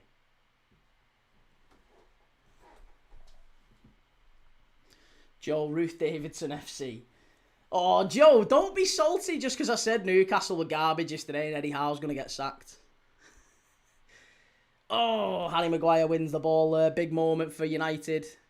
Palace. Oh, got to win that one. Great defensive header and Dean Henderson claims it. Good lad. Casper, Spurs win the Champions League and get relegated. Is that the craziest story ever? It'd be up there, wouldn't it? You'd have to say it's up there with the Leicester League title win if Spurs won a Champions League and got relegated in the same season. Ryan, I don't like Harry Maguire. He's a bit of a prick, to be fair. And Shell. Yeah, that was disgusting, that, wasn't it, Shell? That was really uncalled for. Sesko with a header.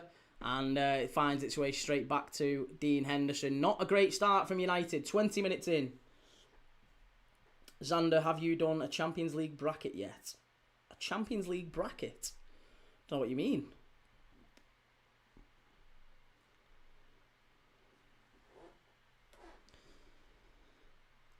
I think K2 was being a little bit facetious there when he said that, Sarah. K2 says, think we can all agree that Liverpool 1920 was all luck. And Sarah's quite rightly pointed out we was 20 points clear before lockdown even came. And yeah, the league was wrapped up before lockdown even happened, to be honest. Shell says Newcastle weren't garbage, Key. No, they weren't. Newcastle played well enough to get a point, but you've got to give Everton the praise and the credit that they're due. Ismail Assar, ball over to the left-hand side. Mitchell, into the area. Well defended, that. Really good defending from Delo. He means... Oh, sorry. Where I guess who goes through. Yeah, I have. I predicted it would be Barcelona-Arsenal semi-final, but it would be quite tantalising if we saw a Spurs-Arsenal semi-final, wouldn't it? But I think it's going to be Barca-Arsenal semi-final on the right-hand side. On the left-hand side, I think it's going to be Liverpool-Manchester City. Yeah, I think Liverpool get past Chelsea. Well, we get past Galatasaray. I think we can then get past Chelsea, and I think we then face City, who will have beaten Real Madrid and Bayern Munich. So I think Liverpool-City semi-final and Arsenal-Barcelona in the other one, and it might well be a Liverpool-Arsenal final. Luis Hidalgo, Mucho Betis, yes! Mucho Betis, baby. The Seville derby tonight. I don't know why I'm showing you back to front. The Seville derby tonight. Come on, Betis. Let's have a bit of Betis tonight. That'd be fantastic. Love that, Lewis. Xander, do you think Chelsea beat PSG and then Man City over Madrid and Bayern? Yeah, I think Chelsea beat PSG. Luke Shaw down injured here from a... Ooh, he did get stood on there from Munoz. Did get a little bit of a stamp there. Joe, we weren't garbage, Shell, you're right. You hardly did anything apart from your goals. We dominated. Yeah, apart from scoring 3 goals, Shell, Everton didn't do anything. Would you listen to yourself, Joe? Do you know what? I was listening to your mate, what's he called? Geordie Josh, your best mate. I was listening to him, and he was saying we were absolutely honking, man. I can't even believe it. We were absolutely honking. Eddie Howe, we never get in Europe. Finners, are you watching Betis tonight? I will be watching him, but I haven't scheduled a watch-along. I'd like to, I don't know. Betis are my team. I like Betis in Spain. Seville's my favourite place in the world. Xander says, not a bad accent to be fair. A-star in drama. Mazraoui enters the field. Luke Shaw had to leave. And Nusir Mazraoui now coming on at left back. HTA says, are you a Man United fan? Yes or no? I'm not. I am a Liverpool fan. But we're watching the game and we're enjoying it. And so far, Manchester United 0, Crystal Palace 1. Man United haven't done anything. They've not hurt Crystal Palace in any way. If anything, it's looked more likely that Palace will get a second. Toby, imagine hate watching because you're shit and behind on points. We're not behind on points. I don't think you've seen the table, Toby. I don't think you have seen the table. Because we're not behind on points. We're actually level on points. In fact, if Palace score one more goal, you go below us. So all that bravado, all that just dissipates. You're below us again. You can all just get back in your box. That's Luke Shaw out for another 18 months. Ben, the most Manx-sounding Scouser alive, to be fair. I'm not a Scouser. Yeah, not a Scouser. Not a Mank either. But Real Life says it could go 2 each way or 3-1. And Joe Key, how's the family? Good, mate. Good. Really, really good. Joel says, well, yeah, behind United, though. Well, only up to now. There's still another 60, 70 minutes left. And, Palace get one more goal, then you're behind us. You're literally only in front of us by virtue of the fact that you've scored one more goal than us in the Premier League. That's literally it. That's the only reason you are in front of us at the minute. We are level on goal difference. Man United and Liverpool, right at this moment, are level on goal difference, level on points, level on games played. But United have scored one more. They've scored one more goal than us, so for goals scored, they're ahead of us. That's it. That's the only reason they're above. If Palace score one more, then it's done. They're below us. They can all get all that excitement just goes again, doesn't it? Welshwing says City or Arsenal could get a quad, sir. It depends on the Carabao. Agreed. And Finners Matty, who do you see replacing Oliver Glasner? I think Oliver Glasner could well be... Oh, I'd like to see Bordalas come in. Gareth Southgate's apparently rumoured. I think Thomas Frank would be a good one. Thomas Frank would be a really, really good appointment for Palace. Casper Hart's winning the league is good for Scottish football. Absolutely agreed, yeah. And Ben, would you say this is one of the worst title defences in recent years, given what you spent? No, I wouldn't, Ben. Given that we spent, again, we've done this many times on the channel, but given we spent less than our rivals, again, for another year running, you can't keep spending less than your rivals and selling all your best players and expect to be in a title race. No, I don't think it is. And to be fair, it's still nowhere near Chelsea's title defence or Leicester's title defence or Blackburn's title defence. There's loads of title defences you can look at in recent years which were a lot worse than Liverpool's.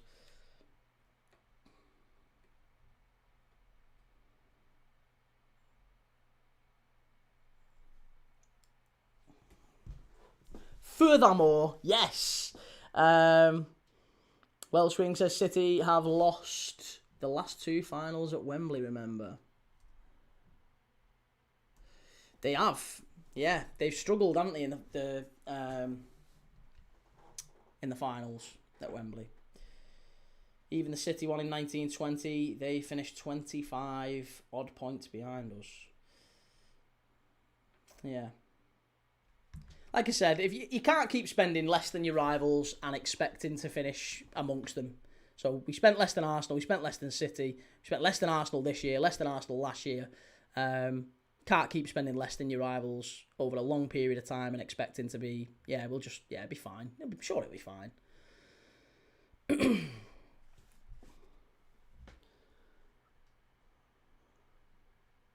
Stephen says, I got another hacker. Oh, nice. Well done, Stephen. Good lad. Manchester City for life says Arsenal are an embarrassment, mate. Listen, I expect City to win. I'm hoping City will win. I'm rooting for you, mate. Believe it or not. If I had to pick one of you to win the league, I think it'd be City, but... Well, I hope it'd be City, but I think it will be Arsenal still. They have to. Again, with the amount of money they've spent, they've got to, haven't they? To be fair, the Liverpool title defence in 2021 was way worse than this season. Yeah, it was. Yeah, the one under Klopp was worse than this year. Agreed.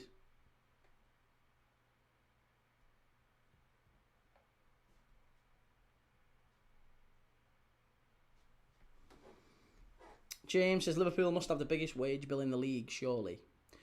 We don't... It depends how you look at it. So, we have a very, very high wage bill this year because we won the league last year. Liverpool have a very, very low basic wage bill, but we tend to pay our players in a different way to other teams in that we'll say to them, listen, we'll give you quite low basics, but if we win anything, if we win a Champions League, we win a Premier League, we win a Cup, you get massive bonuses.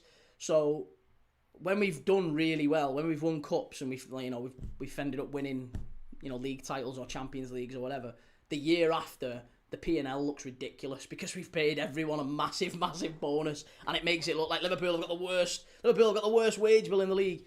But actually, we've not. Like we were paying Luis Diaz 75 grand a week, and he was our starting winger, and now people are saying he's one of the best wingers in Europe. We shouldn't have sold him. He was on 75 grand a week at Liverpool. He was on less than Kostas Tsimikas.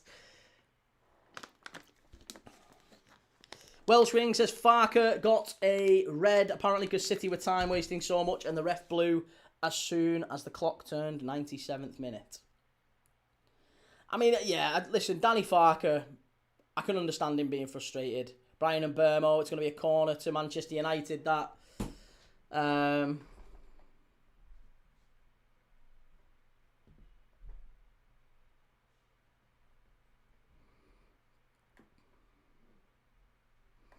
Xander says, what team will City fans support when they get the point deduction and go down? I don't think they're going down.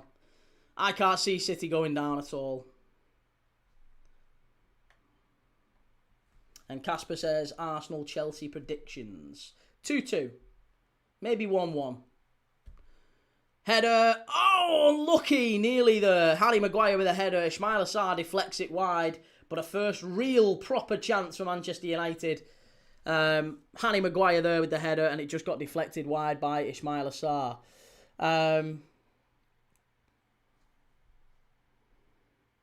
Welshwing says, wouldn't say nothing, Manchester City for life. He did win an FA Cup.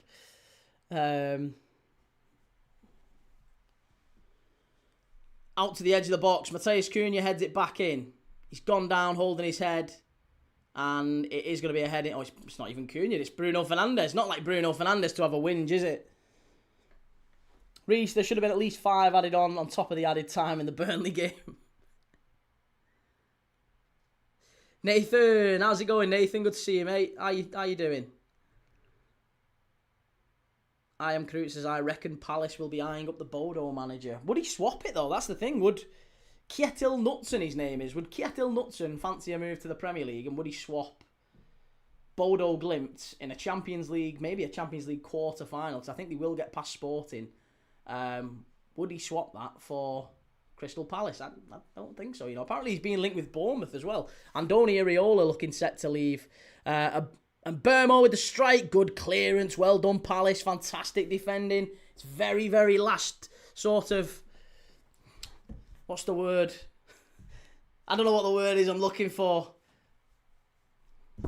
My head's gone.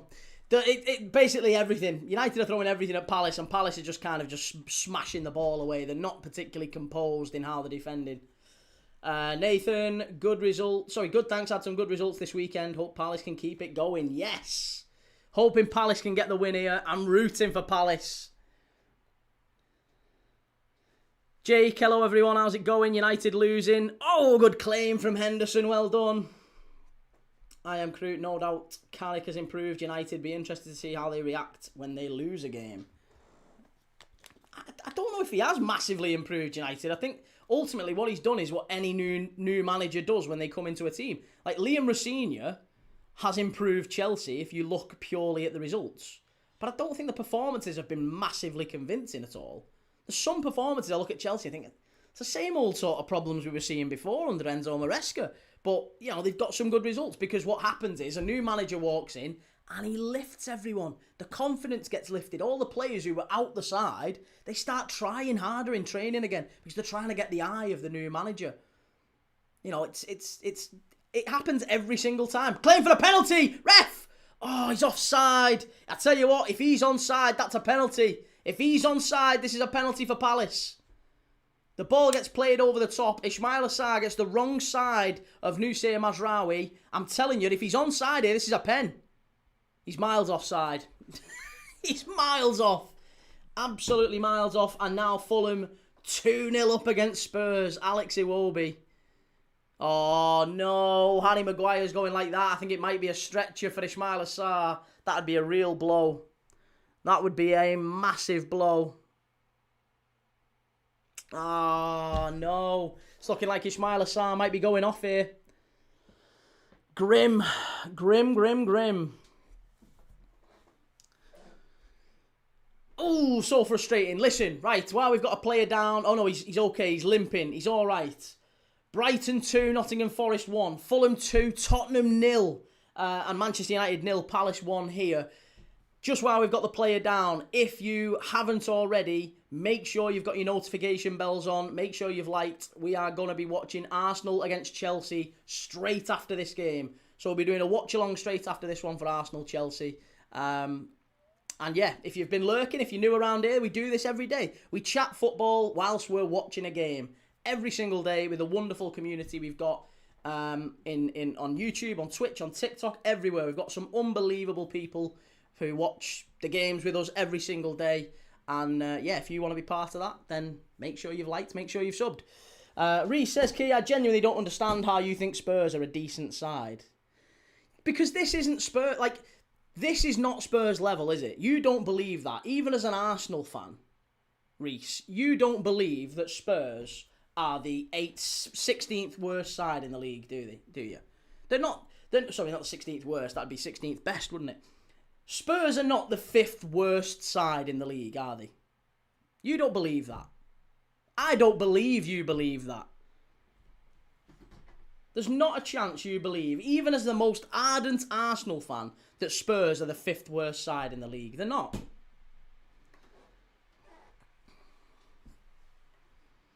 Fulham winning 2-0 and we're playing like horse shite.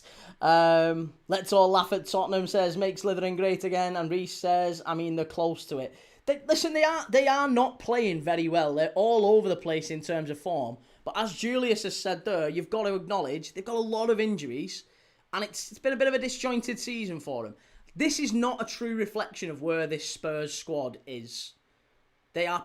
DB, absolutely there will be. Yes, mate, 4:30 for Arsenal. I am Cruz is on form. They're the worst team in the league right now, okay? You said they haven't won in 2026. They haven't, no win in 2026 for Spurs. They are on form the worst side in the league. But I don't think they are anywhere close to the worst side in the league. And those things are very different, aren't they? Tottenham get battered everywhere they go, says Welshwing. Dan, I wonder what the odds on Spurs replacing Igor Tudor. Do you see him or any other managers going before the end of the season? Yes, I think there's another couple of managers who could leave before the end of the season. I think Scott Parker would be one. United header, good save. Well done, Sesko. First header on target there for Sesko. But it's still 1-0, 38 minutes on the clock. I think Scott Parker's probably going to go. I think there's a very real possibility that we see Vitor Pereira potentially leave again before the end of the season. Marinakis is... I just don't see 4 being his lot. He's already got 4 managers this season. I think he might have a 5th. Genuinely, I think he might go for a 5th.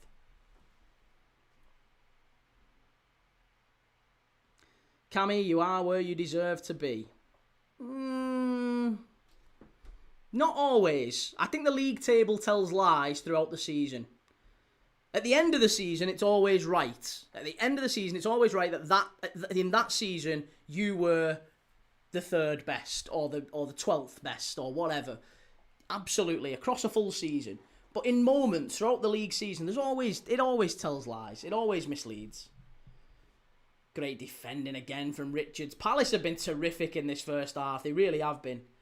They've been absolutely terrific.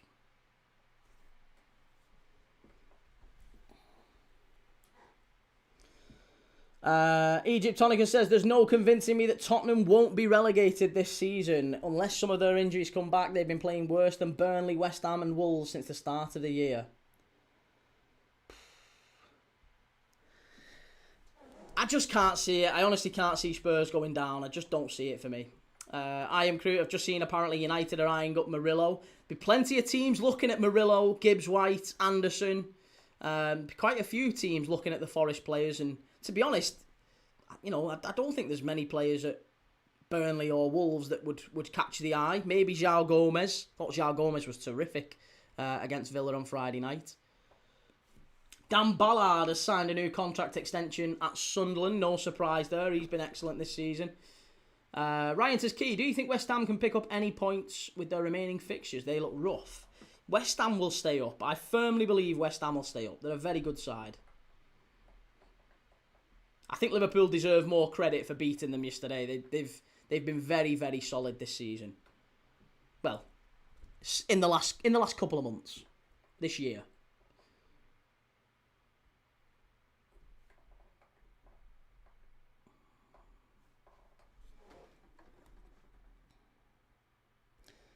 Manchester City says, do I have to remind Arsenal that 4-1 battering at the Etihad? And Razine Key, if United wins today, they would be in the top 3. Imagine saying that a United supporter at the start of the season. Well, do you know what else though, Razine? Palace are currently winning 1-0, so if Palace score one more, United are 4th. They go below Liverpool. Do you think Forest go down? I think Forest have got a very decent chance of going down, yes. I look at Leeds, Forest and West Ham as the 3 teams that I think will take that 3rd place. Burnley and Wolves are gone. And then it's between West Ham, Forest and Leeds for me for the final bit. I don't see Spurs being in contention, personally.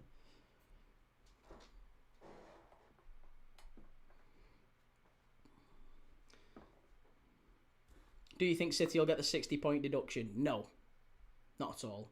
Free kick from Bruno over the bar. Good save. That from Dean Henderson. It's going to be a corner to United.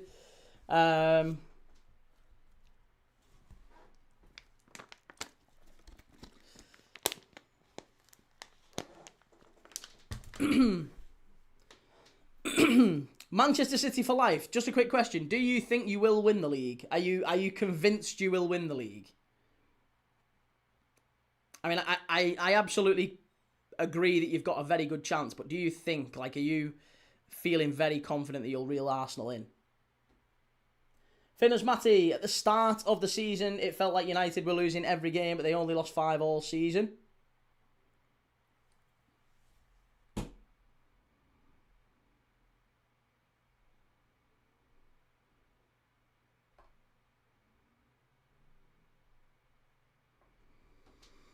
Will says, if Tottenham did go down, they might struggle in the Championship. All their big players would leave. I don't know how many players, looking at Tottenham's current side, how many players would leave? If they were relegated, how many players would immediately go? I think Vicario would stay. I think maybe Pedro Porro, Van der Ven, Romero would leave. But I think they'd probably keep a doggy. They'd keep Spence. They'd keep Archie Gray. I think they'd probably keep hold of... Maybe Bergvall would stay. Bruno Fernandes, header, wide, really poor that at the far post from Casemiro. Should do better. Really should do better.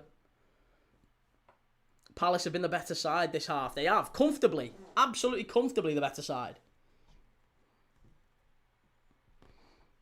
Only 4 Spurs players breed to leave, sorry. Romero said he wants to play in Spain. I think Romero goes. Ronaldo the GOAT says, Key, I'm a Man City fan and I want Man United to lead to... Sorry, what's that? I'm a Man City fan and I want Man United to lose. Yeah, me too, mate. I'm a Liverpool fan and I want United to lose. Dan says that Ballard extension is incredibly important for us. Wouldn't be surprised if other clubs start looking at him since he's proven he can hack it at this level. It seems to be over his injury issues.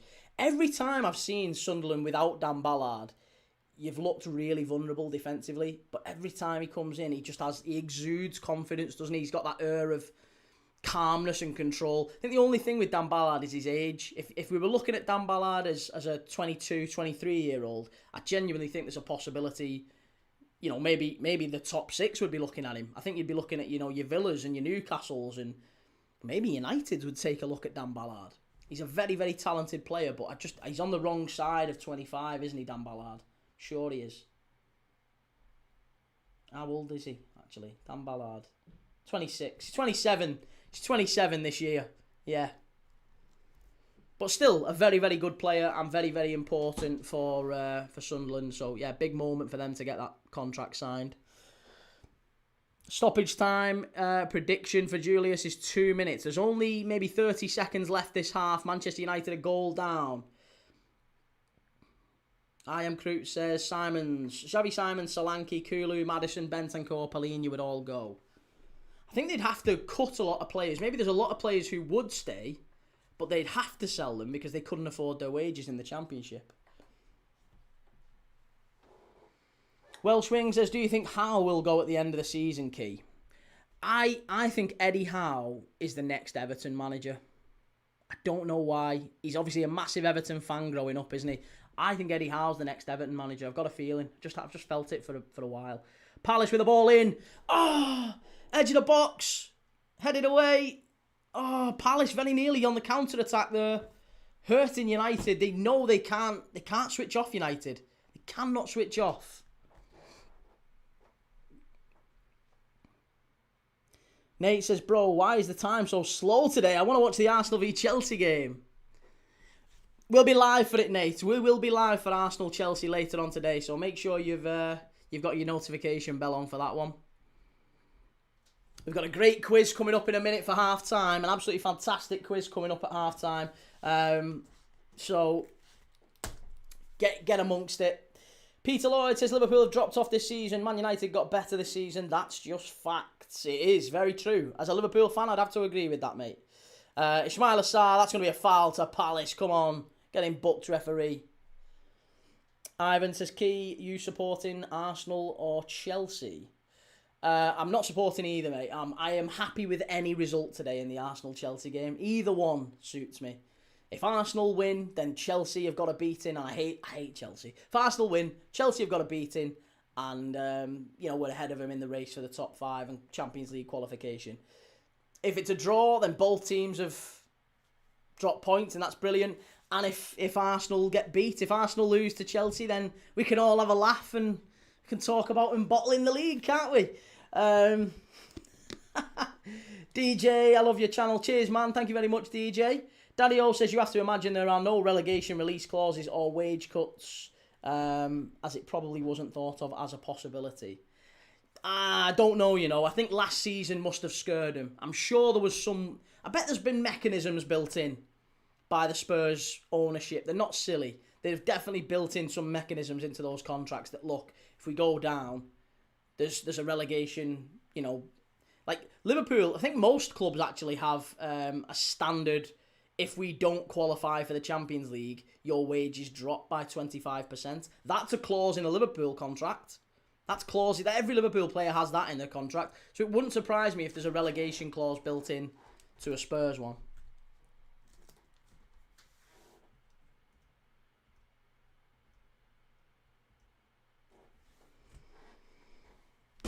Foxy Key's not supporting either side, but he will be wearing a Chelsea shirt. I'll have blue. I've got blue on behind me. I am Crute says, you said before you think Everton would want a more glamorous manager post Moyes. How or Amorim? Amorim, I think, would be a better one for him. But I don't think they could offer him the wages. Not the wages, the transfer budget. I genuinely believe that Everton want a manager, shiny, maybe European, someone who can make them play sketchy football sort of thing. But just, David Moyes ain't that. Wonderful result yesterday, but he ain't that guy. Right, okay, so it is half-time here. Manchester United 0, Crystal Palace 1. Come on, Palace. It started brilliantly, this. I'll take a draw now. I'll be delighted even if it's a draw, but I'm wanting the 1-0.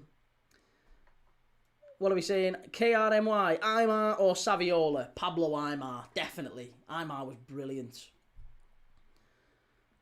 Spurs may go down at the moment. They deserve to. What are we up to? Sorry. Right, here we go. Half-time quiz. Half-time Premier League quiz. Half-time Premier League dad quiz. What are we saying? Sorry. Dan says, I'll be happy if Ballard's age does discourage top 6 clubs from going after him. Though if one of the big boys does come in, I wouldn't begrudge him a big move. He's been superb for us. I like that. That's a good way of looking at it. Daddy O says, yeah, didn't know Nana kickoff that his United wages were dropping because of that, and you're probably right. I'm too busy thinking like Football Manager in real life stuff must be in place just to be safe. Foxy says, Aymar, Saviola and Ariel Ortega, legends, yes. Right, here we go. So, half-time quiz. Get your answers in the chat. Here is the half-time Premier League dad quiz. We do a quiz every single game at half-time, sometimes a pre-match one as well. We'll have another quiz at half-time in the Arsenal-Chelsea game, which is coming up right after this. But here is your Premier League dad half-time quiz. Can you name for me the top 25 players with the most appearances in the Premier League who have at some point in their career played for Manchester United? The top 25 players with the most appearances in the Premier League that have at some point in their career played for Manchester United. Get your answers in the chat. Who is it going to be? I Am Crute says Giggs. Giggs is number 1. Good answer. Bradders says Giggs as well. K Jonesy says Rooney. Yeah, Wayne Rooney is number 5. Who else have we got? Stephen Van der Sar. Edwin Van der Sar is there. He's number 24. Gary and Phil Neville, says Foxy. Yeah, Phil Neville is second, believe it or not. Phil Neville's second. Gary Neville is 13th. So Phil Neville second, Gary Neville 13th. Dan says Nicky Butt. Good answer. Nicky Butt is number 12. Stephen says Carrick. Michael Carrick is 7th. Current Manchester United manager, Michael Carrick. The Arsenal says Peter Schmeichel. Not Peter Schmeichel. No, he's not in the list. Irwin, says Adam. Yep, Dennis Irwin is 21st. Welsh Wing says Dwight York. Dwight York is 18th. Good answer. Sufi says Danny Welbeck. Welbeck's there. He's number 16. Good answer. Julia says Roy Keane. Roy Keane is there. He is number 19. Bruno Fernandes, says Julius. Bruno Fernandes is not in the top 25. No, not Bruno Fernandes. Razor says Andy Cole. Andy Cole's there. He's number 11th. Ole Gunnar Solskjaer, says Hussein. Ole Gunnar Solskjaer is... I don't think he is there. No, Ole Gunnar Solskjaer's not in the list. No Ole Gunnar Solskjaer. Evans says Johnny Evans. Johnny Evans is 17th. Good answer. Marcus Rashford. Marcus Rashford is not there. No, not Marcus Rashford. De Gea, says Foxy. Yeah, De Gea is 10th. Well done. O'Shea. John O'Shea is 8th. Good answer. Yap Stam. Not Yap Stam. No.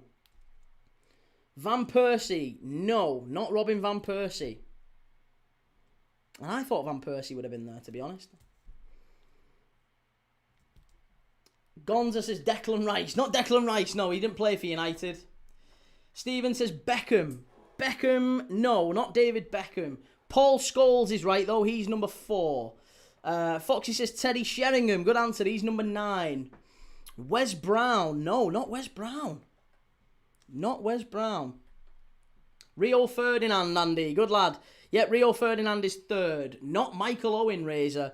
Patrice Evra. No, not Patrice Evra. Evan says Ben Foster. That's a fabulous answer. Yeah, Ben Foster is 15th.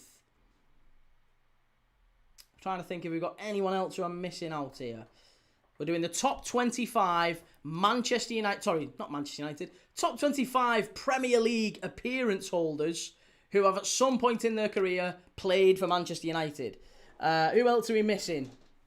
Not Maguire. So far, you've got Van der Sar, you've got Irwin, Roy Keane, Dwight York, Johnny Evans, Danny Welbeck, Ben Foster, Gary Neville, Phil Neville, Nicky Butt, Andy Cole, David De Gea, Teddy Sheringham, John O'Shea, Michael Carrick, Wayne Rooney, Paul Scholes, Rio Ferdinand, and Ryan Giggs. They are all the answers you've got so far. Keep them coming. Not Sylvester, not Gabriel Heinz. Tim Howard is a very good answer. He's number 14. Obviously played a lot for Everton as well as Manchester United. Not Mikel Sylvester. Who else are we missing? Antonio Valencia is there. He's number 22. Good answer. Darren Fletcher. Good answer from Evan Crute. Is 20th. Not Tevez. No, Tevez isn't in there. Lukaku isn't in there. Bruno Fernandes not in there. Gary Pallister, Robson, Berbatov not in there. Cristiano Ronaldo not in there. No, they're not right. Vidic, no. Sylvester, no. Michael Owen, no. Wes Brown, no. Lee Sharp, no. Paul Ince, no. You've got 1, 2, 3 left to get. You've only got 3 left to get. You've got 22 out of the top 25. There's 3 more left to get. Not Fabian Barthez. Not Marcus Rashford. Not Keith Gillespie. Not Ander Herrera. Ashley Young, Welsh wing. Good lad. Ashley Young is there. Ashley Young is 6th in the list. There's 2 more left to get. And they were known predominantly for not playing for Man United. I mean, I'm sure that's a reasonable... that's a reasonable expectation that you've not got them so far. But they did play for United in their career, and they went on to have fantastic Premier League careers elsewhere. These 2 players are both English as well, I'll give you that. 2 players that are both English, both played for Manchester United, and they're mainly known for their careers elsewhere. Not Phil Jones, not Raphael, not Tony Coton, not Fellaini, not Juan Mata, not Brian McClure, no, not Tom Cleverley. Welbeck we've already got. Not Michael Keane. Good answer, but not Michael Keane. Not Luke Chadwick. We've already got Welbeck. Not Luis Sahar. Not Alexis Sanchez. No. Keep them coming. Not Juan Mata. 2 more left to get.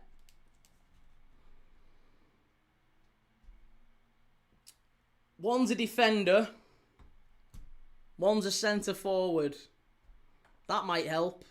Centre forward and a defender, both English. Not Maguire, no. Not Wilf Sahar. Beckham we've already got, I think. No, Beckham wasn't even in the list. Beckham didn't make the list. Not Gerard Piqué, no. Premier League appearances only. Not Ruud van Nistelrooy. Not Chris Smalling, no. Evan, are they current players, Key? No, they're not current players. They've both retired. Foxy, Dion Dublin. Good answer. Dion Dublin's there. Yep, Dion Dublin played very briefly for Manchester United at the start of his career. Went on to have an incredible career for Coventry, for Aston Villa. Bounced around a little bit, didn't he? He was a very good player. Not Cale, not Smalling. Cole, we've already got Andy Cole. Not Phil Jones. We've already got Teddy Sheringham. FSB, he played both. He did, yeah. Dublin played centre-back, didn't he? And he played centre-forward. Not Robbie Savage. It's a very, very good answer, that one. But Robbie Savage never actually played for the Manchester United first team. He did come through the academy. So it's a little bit of a technicality, that one. He's got to have at least played for the Man United first team. Savage never actually played for him. He came through the academy, but Savage is not there. Bit of a technicality, that one. I feel bad excluding Robbie Savage, but it's not Robbie Savage. Not Robbie Savage. If you've just joined us, we are doing the top 25 Premier League appearance holders who have at some point played for Manchester United. That is our halftime quiz. The top 25 Premier League appearance holders who have at some point in their career played for Man United. So far, you've got Dion Dublin, Edwin van der Sar, Antonio Valencia, Dennis Irwin, Darren Fletcher, Roy Keane, Dwight York, Johnny Evans, Danny Welbeck, Ben Foster, Tim Howard, Gary Neville, Nicky Butt, Andy Cole, David De Gea, Teddy Sheringham, John O'Shea, Michael Carrick, Ashley Young, Wayne Rooney, Paul Scholes, Rio Ferdinand. Phil Neville is second in that list. And then Ryan Giggs is first. There's still one more left to get. I'm still waiting to see if there's anyone who's got it. Not Chris Eagles, not Phil Jones. It's only a defender left to get. It's not Gareth Southgate. It's not John Stones. I'm trying to see if anyone's got it. Not Smalling. No. One more left to get. Can we get it before the kickoff of the second half? Not Paul McGrath. No. Not Bobby Moore. Not Bobby Moore. Last one is English. It's not Alexis Sanchez. No. I'm trying to give you more questions. I'm trying to give you more clues, but I can't really give you more clues. It's not Phil Bardsley. I like to think it's not Phil Bardsley. It's not Tuanzebe. It's not Paul Ince. It's not Sol Campbell, not Steve Bruce, and it's not Wes Brown. Not Wan-Bissaka. No. It's not Harry Maguire. Paul Scholes is in the list, but it's not him. We've already got John O'Shea. It's not John O'Shea. One final answer left to get. Can someone get it? We have got Rio Ferdinand. Yeah, I'll give you the answers again that you've got.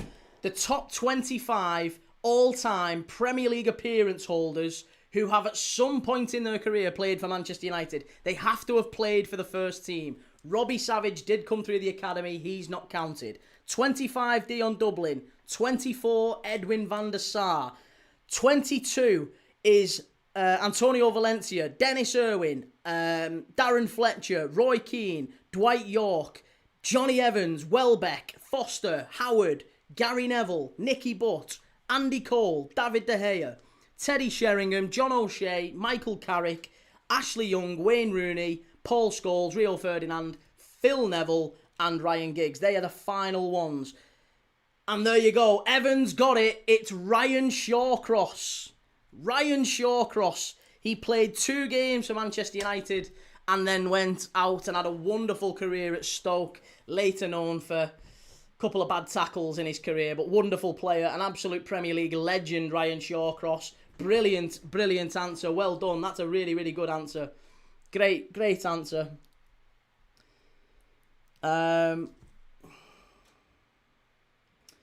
Yeah, so there you go. Nigel says, you know your footy key. Love to see you on Mastermind on the BBC. I've started, so I'll finish. Hey, cheers. Love to see you, Nigel. FSB, wouldn't call him a Prem legend. You wouldn't call Ryan Shawcross a Prem legend? Behave yourself. He was part of a great Stoke City side. He would be one that you would consider as like a Barclaysman, surely. Oh, that's a great goal from Harry Wilson. The Arsenal says, great answer for Evan. Still haven't forgiven him over Ramsey, though. Yeah, not a great tackle, that one, wasn't it? Welshwing says Shawcross was academy. He played for Man United. He played for Man United. Played 2 games for Man United. Jesus Christ, is every English player that makes an appearance a legend? Well, no, not every English player, but I think if they make, you know, top 25, like, appearance holders for Manchester United all time, I'd say they're a legend, yeah. I'd say they're a legend. If they're in that list, there's not many players you look at in the list and you wouldn't look back and think, yeah, they're not really a legend. I'd say so. But hey, whatever, to each their own. You can make up your own mind on that one. Foxy, how far was Bardsley off Shawcross?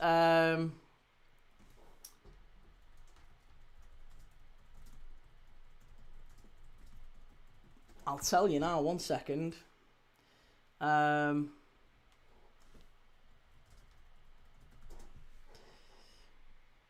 there you go, not that much. Phil Bardsley got 303 Premier League appearances. Ryan Shawcross got 317. So it really wasn't that much. Reece says, genuine question, Key. Does Welbeck deserve a seat on the plane? Not at 36 years of age, no. You can't be giving Danny Welbeck at 36. You can't. You can't be giving him a seat on the plane. As unbelievably well he's done. The Arsenal says, who done the horror tackle on Eduardo? Was it Taylor for Birmingham? Was it Taylor or Johnson? It might have been, I think it was it Taylor? I always think it was Roger Johnson, but it might well have been Taylor. I Am Crew says, I'd take him over Ivan Toney. FSB says, that's like saying David Bentley's a Premier League legend. I mean, listen, he scored a couple of wonder goals. I mean, there's not many players scored a hat-trick against United. I don't know, hey, listen, to each their own, mate. I think it depends on your definition of legend, I guess. You know, some people would say players like Two-Guy are a Premier League legend. I bet Two-Guy played a lot less than David Bentley did. Two-Guy never scored a hat-trick against United, did he? Keith says, can Spurs snatch a point? It's not looking good once again. And Reece says it was Ryan Shawcross on Eduardo for Stoke. No, it was Ryan Shawcross on Aaron Ramsey, wasn't it? We're now talking about the tackle from, I think it was Taylor on Eduardo at Birmingham that broke Eduardo's leg. Right, here we go. We're off for the second half here. Huge second half at Old Trafford. Manchester United have to get back into this. Crystal Palace, this would be a big win for them. Huge win if they can get it. Liverpool fans like myself absolutely enjoying this moment. If you're watching along with us and you're lurking in the chat and you're looking forward to the Arsenal-Chelsea game later, hit the like button, hit subscribe and put your notification bell on. I will be live straight after this game for the Arsenal-Chelsea game to do the watch-along for that one. That should be massive as well. We've got the blue light on today to support Palace and the blue light for Chelsea as well. Arsenal says Dan Smith finished Abu Diaby's career. Diaby was going to be one of the best. He was a great player. He was a great player, Abu Diaby. Daddy O says the fact that both me and UK are probably allegedly older than Welbeck feels wrong, saying he's too old. Allegedly, I'm 35, you cheeky... I'm not older than Danny Welbeck. It does just start to make me think I maybe not be on the plane this year. I take my boots to the game whenever I've gone. Just in the outside chance that I might get invited onto the pitch. FSB, I'm away, great quiz, good luck boys, take it easy SFB. 420 million user chasing United. Hey, we spent less than you lads. Can't keep spending less than United and expect to strike, and expect to finish below them every year. I do the Arsenal, yeah, but I can't talk about it because if you talk about it on this app, I'll get a little 2 or 3 day holiday from TikTok, so we won't be talking about it, mate. No offence.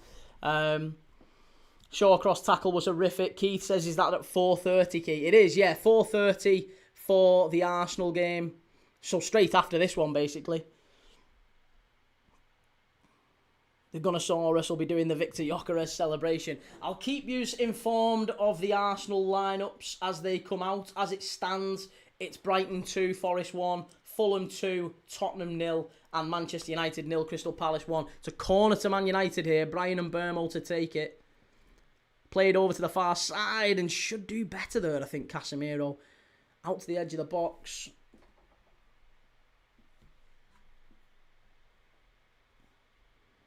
Casemiro header, comfortably wide again. Will says, what would you say is the best goal you've ever seen? Doesn't have to be seen live. The best goal I've ever seen? Oh, that's a tough one. That's a really tough one. I think the best goal I've ever seen live would probably be the Gerrard one against Middlesbrough. I think he got a goal of the season as well. I can't remember. The best goal I've ever seen? I don't know. It's really tough, that. I don't know, because there's different types of goals, isn't there? There's goals that are, like, so improbable, like you're smashing it in from 40 yards out and it's an absolute right in the postage stamp. You've got goals like that. Then you've got goals where it's like, you know, a team... Like the one that Wilshere scored. Was it Wilshere against Norwich for Arsenal? That was incredible. That was a great team goal. You know, there's goals like that. And then you've got, like, just individual genius. Like, the one that gets always missed, I think, is... Do you remember Pajtim Kasami scored a goal? I think it was for Fulham against Palace at Selhurst Park. There's just no way that goal should ever go in. He's fully sprinting. The ball's coming over his shoulder. chests it down and volleys it in. There's absolutely no way that goal should go in. It's an incredible goal. But you can, there's loads of them. The one that Messi scored, Suarez versus Norwich is another good one. To be honest, I was there at Anfield when Suarez got 4 against Norwich. Any of them, to be honest, all 4 of them were brilliant. Sir, can we please hit the like, please? Nice. Otter says Gerrard's last one in the last minute in that final was a bullet. Yeah, the one against West Ham. That's a great question to throw out to the chat, actually. What is the best goal you have ever seen? Doesn't have to be live, but what is the best goal you've ever seen? I like that question from Will. What would you say is the best goal you've ever seen? Manchester Madrid says 3-1. You're thinking 3-1 to United here? I can't see United scoring 3. Giroud scorpion kick, says Xander, and there's same with the Arsenal. That was a good one. The Zidane goal in the Champions League final was brilliant, of course. 3 Star says they say in football, no 2 halves are the same. Let's hope not. Ooh, Strand Larsen just over the bar. Nearly a chance for Palace there. Good effort. Really good effort. Daddy-O says Bergkamp against Leicester, 97-98. What a touch that was. Then he did basically the same thing in the 98 World Cup. Yeah. Netherlands against Argentina. Behave yourself. As if they're claiming for an handball for that. Claim for anything. Flappy says the famous Beckham goal against Wimbledon. Yeah. Come on the Eagles, says Adam. Good lad. Stan says, fucking hell, why am I a Spurs fan? Still time, mate. There's still time to go. Young Messi solo goal. Here's Bruno Fernandes. Over to Cunha. Gives it back. Bruno stands it up far post and straight out. It's going to be a corner kick. Owen against Argentina was very good, Steve, wasn't it?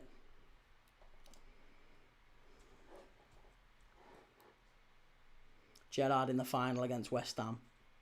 Very good that, wasn't it, Sarah? Welshwing says Wanyama versus Liverpool as an Arsenal fan. That was a rocket. I remember that. It was heartbreaking. Essien against Arsenal was great too. Glenn Johnson against Hull. I remember that. Daddy-O says Beckham against Greece. Yeah, that was a great free kick. Palace get it away. Good defending. Kerrod says, is it not half time yet? It is, yeah. It's half time. It's been half time. It's the second half. The Maradona goal against England in 86. And Jake says that Cisse volley was incredible, yeah.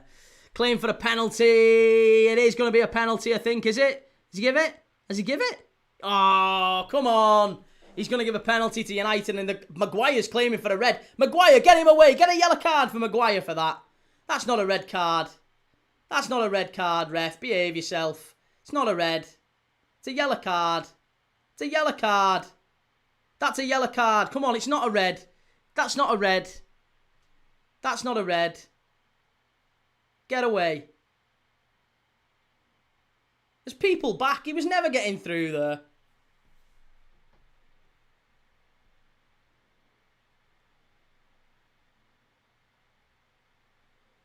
Tell me he's not going to send him off here. It's going to be a penalty, though. It's going to be a penalty and a yellow card. Penalty and a yellow card, I think, to Manchester United. Fuck. Come on, Palace. Penalty to United. And there's going to be a check. Let's just see. Bruno plays it in.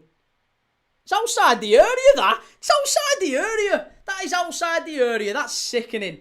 That shouldn't even be... Nah, come on. It's outside the area. You shouldn't even give a penalty for that. That's outside the box. It's outside the box.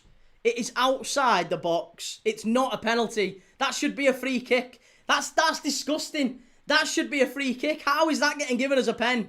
How is that getting given as a pen? That is crazy. That is madness. It's not a penalty. He's about 4 yards outside the area. It's madness. There's no way that should be a penalty. Come on, ref. You've got to VAR this. You've got to VAR this. That's never a pen. That is ridiculous. That's got to be a free kick. Check it. Get that checked.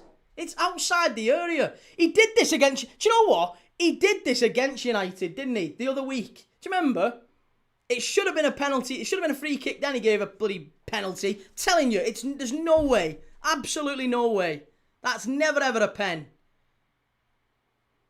Crazy. It's a dive, says Graham. He did. He waited until he got in the box and it was a dive. Come on. VAR this. The foul is outside the area. Do the right thing, ref. VAR. Yes. Let's have a check. Get in there. VAR. Yes. It's going to be overruled. It's outside. It's going to be outside the area. He's going to go and look at this. He's going to look and he's going to see that it was outside the area, baby. There you go. Checking the monitor. It's outside. It's outside. It's just no. You can't give that inside. It's so ridiculous. It's the referee has gone to the monitor to check. The ball got played through. Cunha spun Lacroix. He did very well to spin him. As he's running through towards goal, Lacroix is dragging him back outside the box. Cunha then gets into the area and falls down. The referee has now been sent to the monitor because he gave a penalty originally, but he's been sent to the monitor. I think he's going to get this one overturned. Let's see.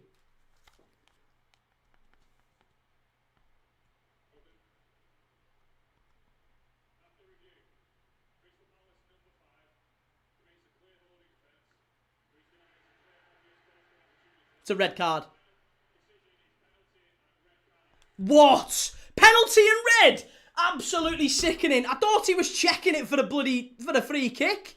That's not a red. That's not a red and a pen. What happened to the double jeopardy rule? That's so ridiculous. That is never a million years a penalty. It's not a penalty and it's not a red card. Fucking ridiculous. Absolute shithouses. Never a pen. Never, ever, ever a pen. This so, honestly, it's so haunted. It's so lucky. So lucky from United again. Absolute luck. Red card. Bruno Fernandes penalty here. Keep him out, Palace. Come on. Keep him out. United needing the referee to help him yet again. What a surprise. Of course, the Man United are getting the calls. Exactly. Exactly, yeah. Last 5 penalties, Bruno Fernandes. Come on, keep him out, Dean. Keep him out, Hendo. Keep him out, lad. Bruno Fernandes steps up. Right-footed. Dean Henderson, come on. Keep him out, lad. Keep him out. 1-1. Oh. It is, isn't it, Nathan? As you've just said there, Nathan, it is. It's so disgusting that gets given as a penalty. I'm not even that arsed about the red card. I don't think it is a red card, but I don't think that you can give that as a penalty. It's never a pen. But it's 1-1. Manchester United 1, Crystal Palace 1, and now Palace have to play 30 minutes plus with a man light. It's just, look at the state.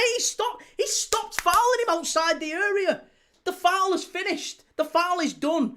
That is a dive from Cunha. It's an absolute dive. He got in the area and he's dove on the floor. It's not a pen. It's not a pen. Absolutely not a pen. Madness. Just run and throw yourself on the floor. Exactly, that's it, Adam. Just if you get fouled outside the area, what you need to do is just keep running. Just keep running and then fall in the... Just fall in the box. That'll get you a penalty these days. That'll get you a pen. Absolute madness. I don't give a flying sauce. I missed the quiz. You did, mate. Yeah, you missed the quiz. It's a dive, says Sarah. It is. It's a clear dive. I don't understand in what world anyone gives that as a penalty, for one, but as a red card as well. They're so lucky. Johnson's been taken off. Strand Larsen's been taken off for Gesand, and Chadi Riyad comes in. So they've now got their full quota of defenders back, Palace. He's not played for a long, long time, has he, Chadi Riyad? Former Barcelona academy defender. Right, lineups are available for Arsenal and Chelsea. Here we go. Arsenal have gone with David Raya in goal. They've got Hincapié, Saliba, Timber and Gabriel at the back. In midfield, they've gone for Rice, Zubimendi and Eze. And then it's a front three of Saka, Trossard and Gyökeres. That is the Arsenal 11. For Chelsea, it's Robert Sanchez in goal. It's Chalobah, Hato, Reece James and Sarr. Oh, it's not a great back line, is it? Mamadou Sarr, Chalobah, Hato and Reece James. That is grim. That is really bad. And then midfield, they've got Fernandes, Cole Palmer, Andre Santos, Caicedo, and then João Pedro and Neto in there as well. That's just not a great lineup. Chelsea are going to get battered here. Oh, what started out as such a promising day, Man United looking like they were going to lose, and probably Chelsea get a point. I actually think it's going to be more likely that United win and Arsenal win. It's going to be a grim day. The day is red. The day is red. Peter Lloyd-Jones says, I am a United fan. The pen was soft, but not a red card. Mate, soft doesn't cover it. I'm glad as a United fan you're saying it as well. There's no way any self-respecting United fan says that's a penalty. No way. It's never a pen. Never in a million years is that a pen. ITK King says, to be fair, that was a robbery. You could see he dived. He did. He got in the area and he fell over.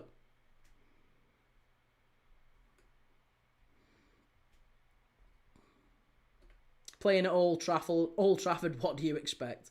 Waz says, by the way, great channel, fella. Cheers, Waz. Appreciate you saying that, mate. Good to see you. Thanks for coming in and saying that.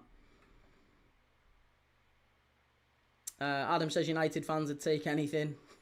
Cunha's such a shithouse and I love it, says Daniel. He is, isn't he? He is. He's absolute. And I like him as a player. I really like him. But that was a huge dive. That was a huge dive. Nate says United bought the 4th place. Pathetic losers. And Real Life says, Key, what match are we watching tomorrow? Tomorrow we are watching Real Madrid against Getafe. Real Madrid 4 points behind Barcelona at the top of La Liga. They've got a game in hand. That is against Getafe. They've got to do something in that one tomorrow night. So I'll be live for that one tomorrow. Chris says he never dived. Ref got it right. I'll give the ref the 10 of myself.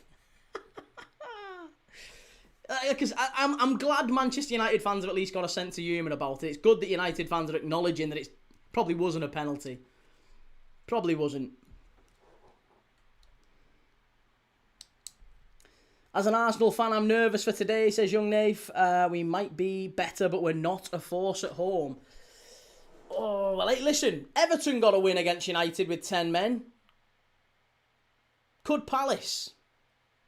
Chaddy Riyad, the super sub for Larson. That's a foul, ref. That's a foul, ref. That's a clear foul on Gesand. It's a foul. Come on, Harry Maguire, and he should be sent off for that. He should be sent off. He should have been sent off for asking for a yellow for him earlier. That's a foul. Disgusting. Radar says disgraceful decision. The penalty, what a fix. Absolutely disgraceful. If a penalty is given. Okay, if a penalty, okay, give the penalty, but a red card. Actually, I think the red card was maybe more likely than the penalty. Like, it might have been a free kick outside the box and a red card. It might have been. I don't think it was, but it might have been. I can understand them giving the red card a lot more than I can understand him giving the pen. The pen stopped. The foul stopped miles before the edge of the box. It was never a penalty. Theatrical is all I can say, says FTM. T, was it even inside the box, the foul? It wasn't. No.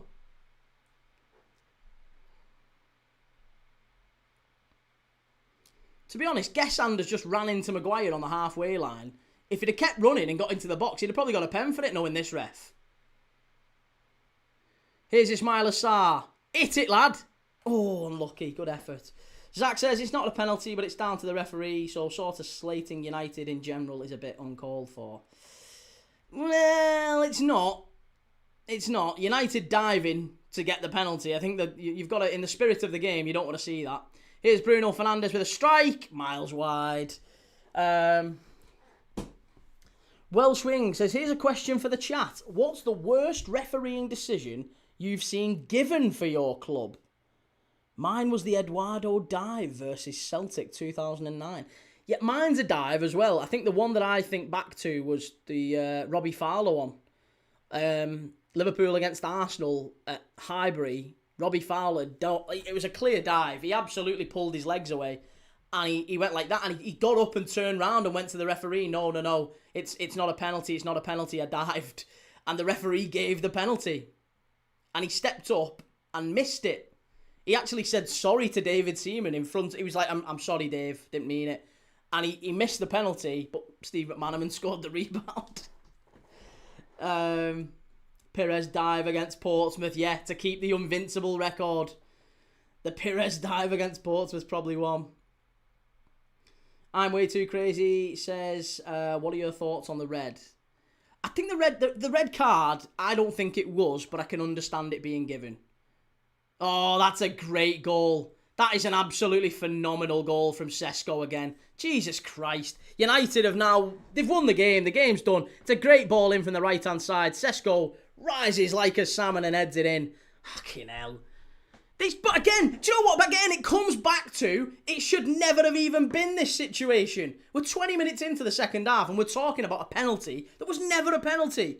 Never in a million years is that a penalty. The foul stops miles before the box. It's not a pen, and now United are in front. Crazy, crazy decision from the referee that has just completely altered the top 5 race. But it's a great header from Sesko. You can't really deny that. It's a good ball in from the right-hand side from Fernandes. And Sesko, what is that centre-half doing? Oh, had his boots welded to the floor? It's a good header from Sesko, but Jesus Christ. What are you doing? Oh, Canvo's had an absolute shocker there. It's 2-1 United. Fuck's sake. Oh. Billy, hi Key, I'm going to pre-apologise for all the fickle Arsenal fans coming your way. We aren't all that bad. Billy, I know, mate, we've got some wonderful Arsenal fans in the chat, in the community here. And on TikTok as well, on Twitch and everywhere, we've got some great Arsenal fans who watch regularly, so I know there's some bad eggs in all fan bases. It's all good. Dan says both teams to score, and Teaching Tony literally called it at half-time, mate. Young Nate says, Key, you can't tell me you hate Arsenal more than United. I don't. No, nowhere near. Nowhere near. I hate Man United comfortably more than any other team.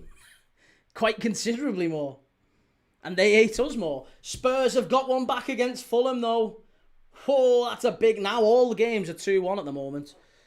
Matthew says game's been ruined. It has, yeah. It's been ruined. And actually, it's going to be now. United probably go on and score a couple more, and it'll gloss over the fact that they were terrible. It'll completely gloss over the fact that they were so bad. Right, Will Hughes is about to come on for Crystal Palace. Rasta says, come on, Palace, you got to beat those bollocks. And where's Chimey? Where's Chimey? I've not seen Chimey's comment.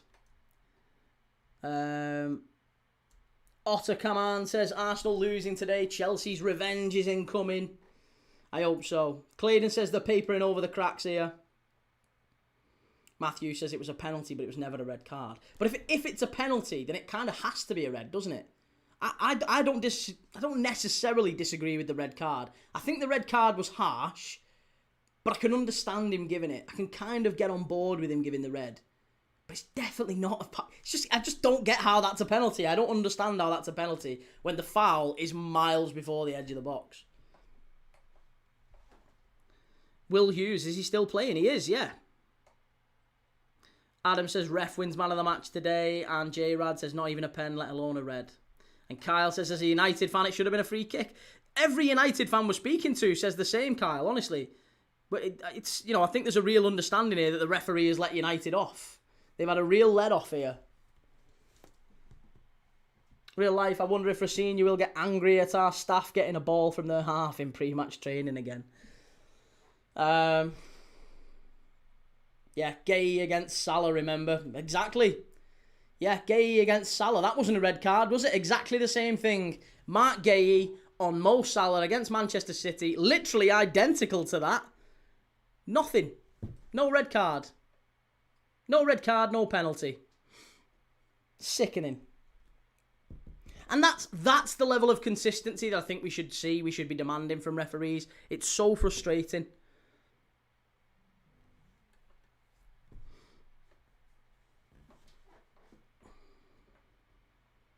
Robbing bar stewards.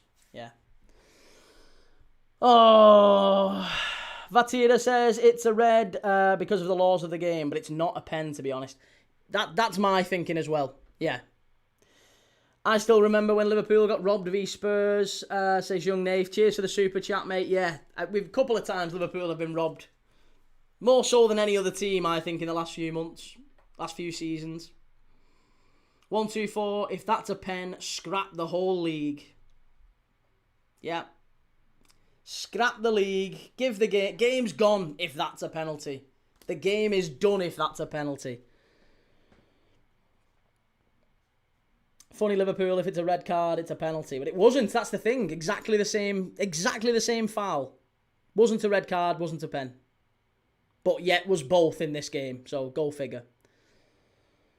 Salah wasn't given a pen for the same thing, true enough. The Tim says, did you see the Old Firm? I did, yeah, last minute 2-2.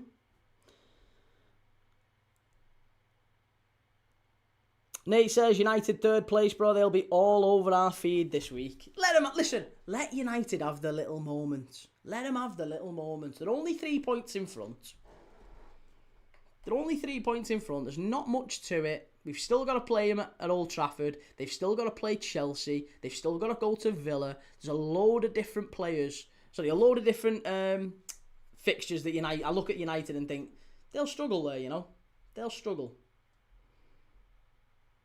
Newcastle away in midweek. They've got to play Villa. They've got to go to Bournemouth. They've got to go to Chelsea. They've got to play Liverpool. They've got to go to Sunderland. They've got to go to Brighton. United aren't winning them sort of games. I'm telling you. United are going to fall away.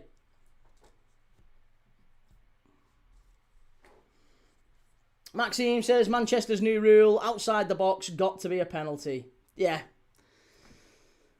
Real Life says, I've never seen a fan base celebrate third place so much in my life. Yeah, but you've got to, though. I get that, because they've not had any real sort of... They've not been close to a Champions League place for a while. So I get it. I understand it. Let them have the little moments. They won at Anfield for the first time in a decade. A lot of United fans I'd never seen them win at Anfield, sorry. Young Nave says Liverpool have the better squad. It's just been mismanaged and Salah is off it. And Ray says we're not playing Champions League, you remember. No Champions League footy for United.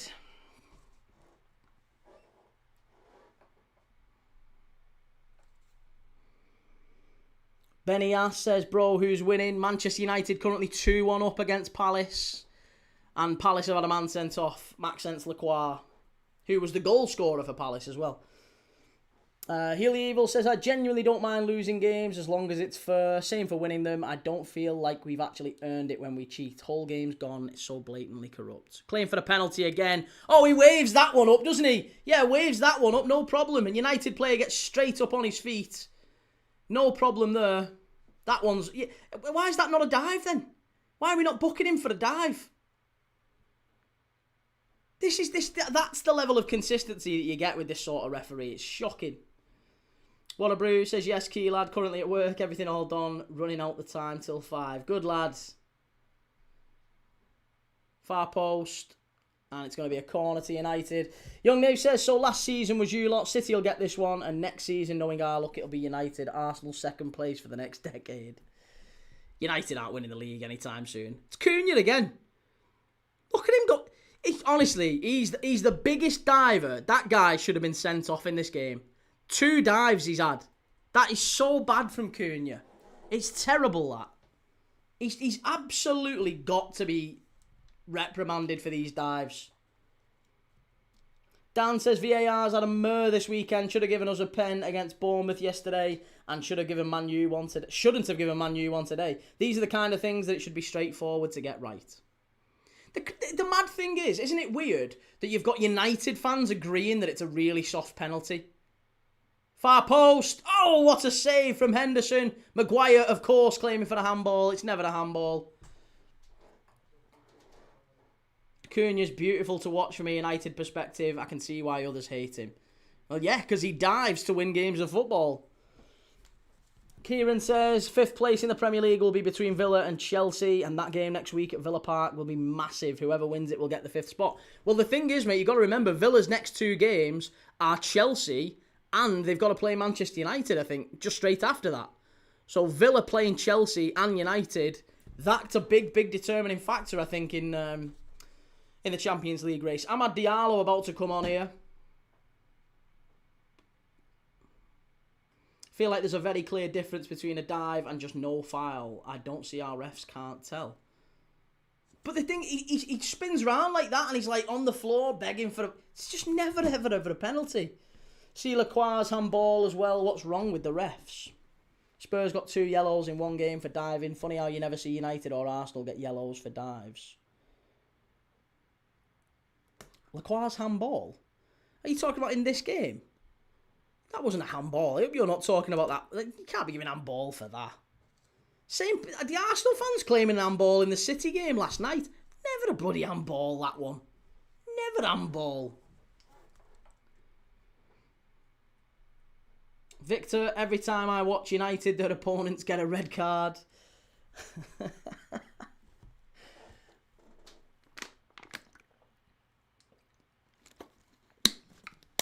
Well, listen. There's 15 minutes of normal time left here. As soon as this game's finished, we're going to be going straight over to the Arsenal game for Arsenal-Chelsea. We'll be doing a watch-along for Arsenal-Chelsea straight after this. So if you want to join us for that, make sure you've hit the like button, make sure you've subscribed, make sure you've put the notification bell on. It's going to be a really big game, that one, in the race for top 4. And the title race, obviously, as well. Arsenal really do need to win to just restore that gap on Manchester City. Manchester City down to 2 points behind Arsenal, and they've got them still to play at the Etihad, of course. What a massive game that's going to be. DN never read typical Man U, get away with everything. Palace now on the counter-attack. Wouldn't it be hilarious if Palace somehow turn this around? Can't see it, mind, but it'd be absolutely brilliant if they did. Young Dave says, to be honest, I think Liverpool need that attacking style again. It's like Arsenal and Liverpool are competing for the most boring team, which we are beating you at, by the way. Well, we scored 5 yesterday, mate. We seemed to do all right yesterday. Palace strike. Cleared away by Hughes. Or cleared away after the strike by Hughes. How many times has United's opponents got a red card this season? It's a good point, actually. I'm not sure. Let's have a look. So, red card for Palace in that one. Red card for Tottenham. Red card for Everton. Red card for Chelsea.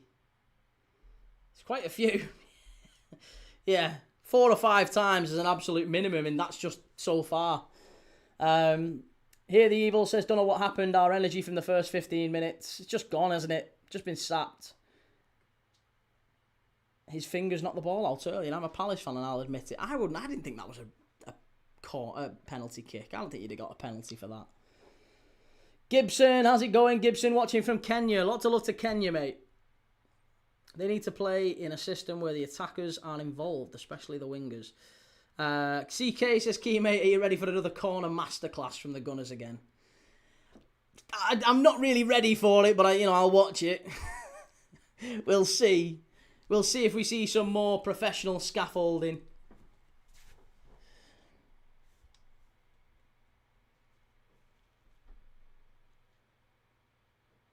How's it going, Bryn? Madhouse says, has Sesko come off? Yeah, Sesko came off.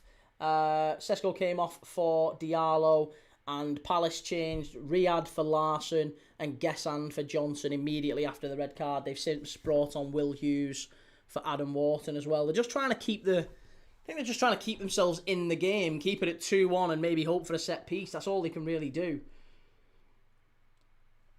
Chelsea win, Palmer winner for Man City.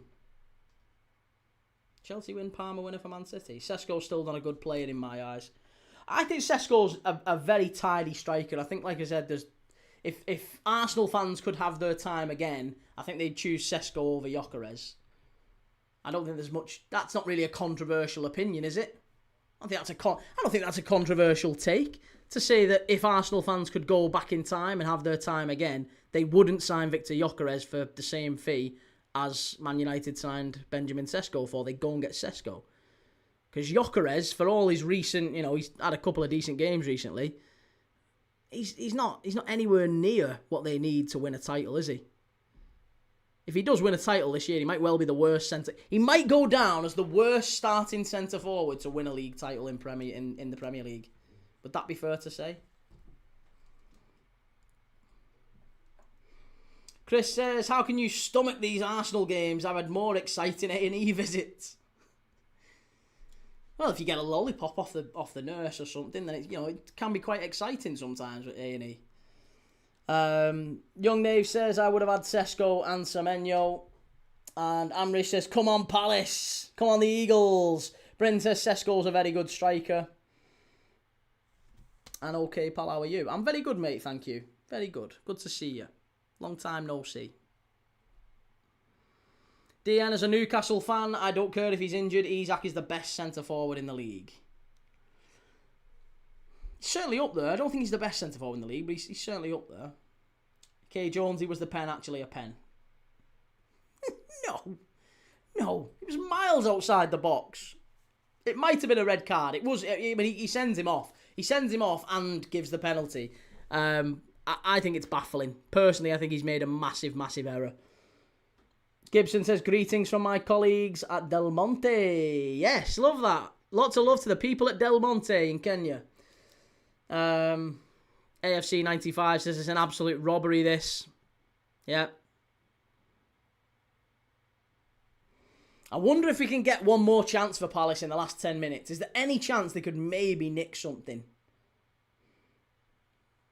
Oh, claim for the penalty there as well. A little cheeky. When was the last time that was given? I don't know. Double jeopardy. They do have rules for that now. As long as you're trying to play the ball, then they'll let you off. I think it probably was a red card. I'll give the red card. If I'm the referee and I have to, I think I'd probably give the red. But it's just never a pen. It's a red and a free kick. And if it's a red and a free kick, then Palace are still 1-0 in front right now at this moment. Because United aren't scoring. Daddy O says, no, I would still sign Gyökeres because at the time he was what we needed. A proven ready goal scorer, not a potentially good striker. I'll still take his 15 goals now too. Hey, listen, whatever you think, mate. Personally, I wouldn't. I think Sesko's got a much better ceiling, much higher ceiling than Gyökeres. And right now, Sesko's in great form as well, isn't he? Contact started outside the box, however, no intention to play the ball, so red. Ridiculous. Chris, you're a Liverpool fan, you'd not be allowed nowhere near Old Trafford. Hey, I've been plenty of times to Old Trafford. Kyle, I think either way, if the free kick penalty was given, they were forced to give the red. Yeah, that's what I mean. I think if they give the free kick, it's a red. That's what I mean, but it's not a penalty, and that determines the rest of this game. Like, it's so important, that goal. Palace now, chance down the right-hand side. Edge of the box, Kamada. Poor. Palace are still going forward, though. It's not like they're not getting into decent areas. Not as a ref. It's not like they give me the whistle. Can you imagine the sort of game you'd see if I was the ref for a United game? Oh, penalty. Ref, it went out for a corner. I don't care. It's a penalty.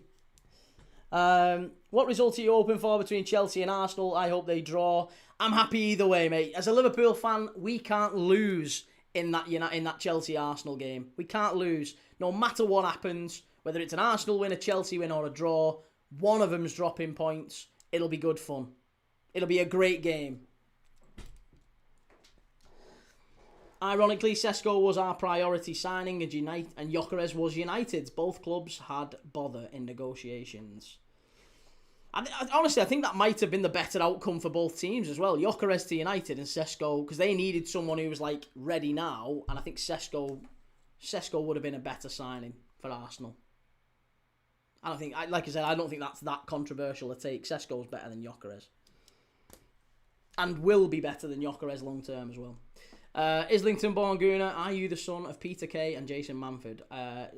Two blokes, as far as I'm aware, can't create a child. Yeah, so I'm not that I'm aware of them. They're not me dad and me mum.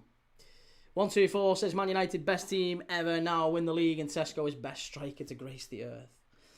Adam says win-win situation for us this Chelsea game. And Dan says Palace are getting into decent areas, but they're just making the wrong decision at key moments.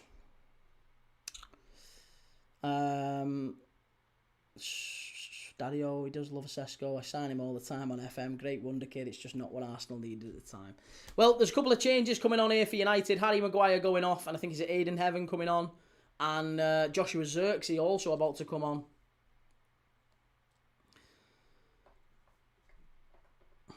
Islington Bongoona, they did. You. Maybe they did. Moses Otarap, how's it going, Moses? And there's Joshua Shitsy. Well, no, it's Aiden Heaven for Maguire, and Zirkzee is coming on for who for the last 5 minutes? It's currently 2-1. Is Heaven the guy that was horrendous in the cup game for Arsenal? Allegedly so. I'm not sure. Nate says York is hurting us, and most Arsenal players don't have consistency. That's our problem. Some days they play like the match matters. Some days they are bad. And Daddy-O says careful, Key. That's controversial to say in 2026. Oh, but I'm specifically talking about Peter Kay and Jason Mansford. I'm pretty confident they're not my mum and dad. Maddow says United better improve against Newcastle or they're not winning that game. We thought that, you know. We thought that.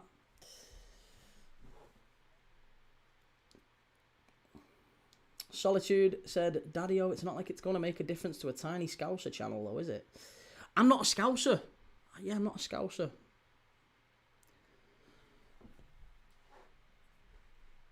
Why wasn't Pino on the pitch from the start? It's been a poor game, this, says M15. Under 21's currently drawing with Spurs. Hope Rob Page can pull 3 points out the bag. Well, currently, Spurs are getting beat by Fulham. Last few minutes at Craven Cottage. Brighton are winning 2-1 against Forest. And Man United, obviously, 2-1 up against Palace here. Scott Atkinson, you aren't a Scouser. I'm not, mate, no. Not a Scouser.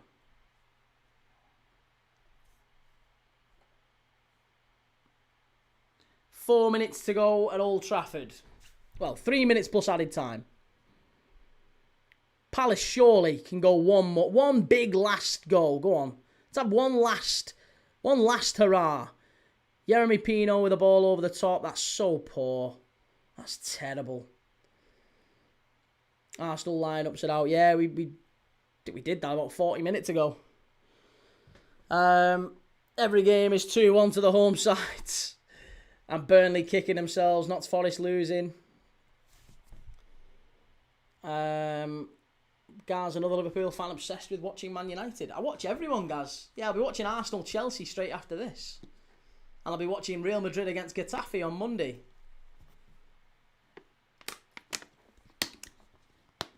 And we watched Aston Villa against Wolves on Friday night. I watch someone every single day on this channel, mate. That's what we do.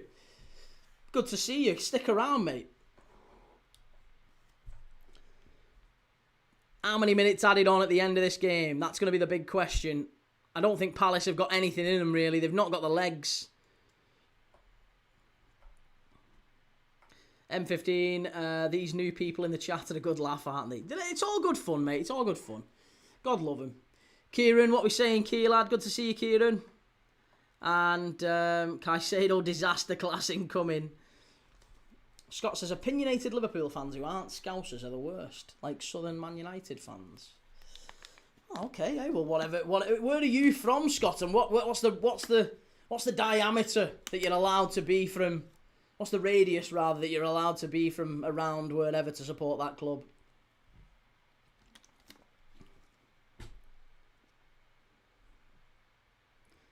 Chris Key watches everyone from Carlisle v Barrow to Real Madrid v Man City. Proper football fans, us, aren't we?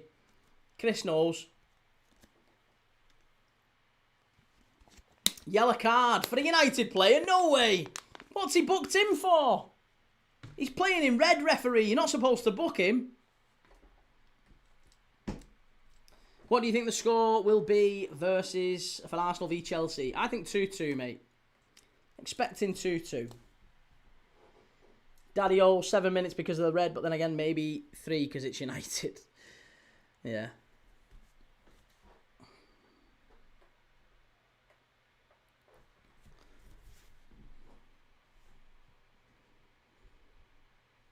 United saved by the refs again. Yeah, shocker. Exactly. Here we go. Free kick for Palace. Launch it long into the box. And straight out for the goal kick. Terrible. Gibson, goosebumps at this last minute. And Julius, how are you doing? A Forest Green v Aldershot watch-along. I'm going to the game. I've not got one planned, mate, no. I might be doing some random ones through the international break, though. Jordan, what do you make of the pen and the red? I think it probably was a red card, but it definitely wasn't a penalty. Once he gives the free kick, he probably has to give the red, but it's just not a pen. It's just never a penalty. I don't understand anyone who can say that's a penalty. 8 minutes given here. 8 minutes of added on time at the end at Old Trafford. This is a big, big moment for Palace. If they can get something here, this would be incredible. Is there a world where Palace can shock United at the very end? Contact was outside the box and he swan dived in. Yeah, it was ridiculous, wasn't it? Absolutely ridiculous. Well, we've got, listen, 6.5 minutes to go. Just a quick reminder as we're entering the final few minutes of this game. If you haven't already, make sure you've liked and make sure you've subscribed. If you've enjoyed the watch along, if you've enjoyed it and you've lurked for a while, maybe you've enjoyed the quizzes that we do. I've got another great couple of quizzes for the Arsenal-Chelsea game. I am live for Arsenal-Chelsea straight after this. So if you want to watch it with us, we will be live. The whole community will be in again. I'm sure it'll be absolute chaos. Both teams needing a result. Should be a really good game at the Emirates. I'll be live straight after this one. So make sure you've hit the like. Make sure you've subscribed. Make sure you've followed wherever you're watching this. And I'll be live again probably 10 minutes after full time for Arsenal-Chelsea.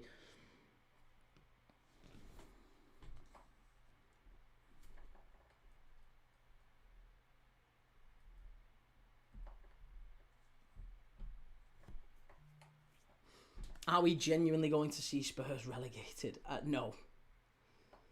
No, I don't think so. Jordan, what I don't understand is that he got dragged back, but then he flung himself forward. Yeah, well, that's very much a... very much against the laws of physics, that one, isn't it?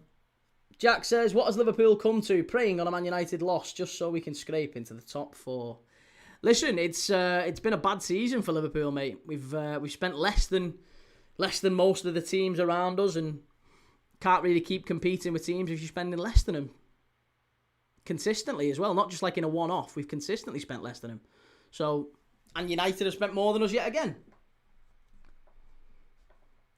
1-2-4. It's United. What do we expect? That doesn't get given for anyone other than United. Like, we know that it doesn't get given for anyone else because the exact same thing happened with Mo Salah against Man City, didn't it? And that should have been, very clearly, a Mark Gay red card.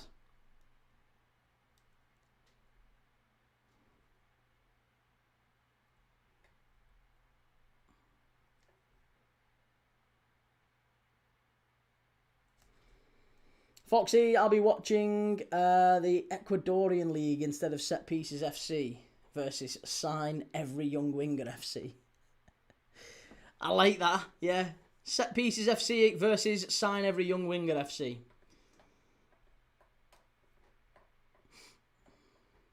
How does Chris Kavanagh still have a job? Well, there's 4.5 minutes left here. 4.5 minutes to go. Ball whipped in, and it's straight onto the roof of the net. Come on, last go here for Palace. Table's getting flipped if Palace manage to nick a late equaliser. I can't see it like...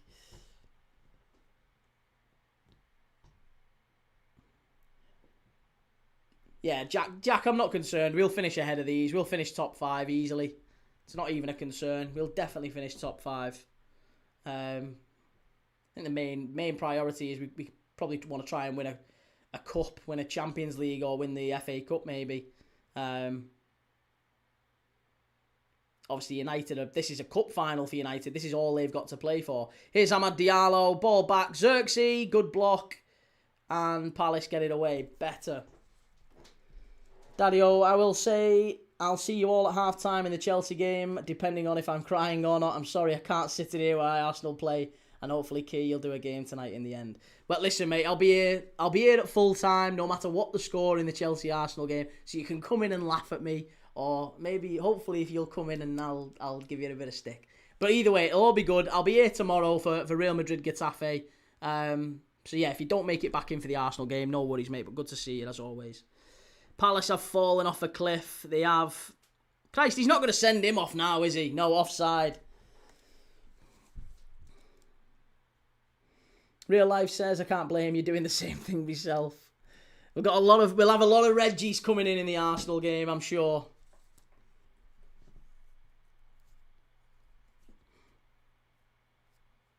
Three minutes left to go. Big 3 minutes left to go here.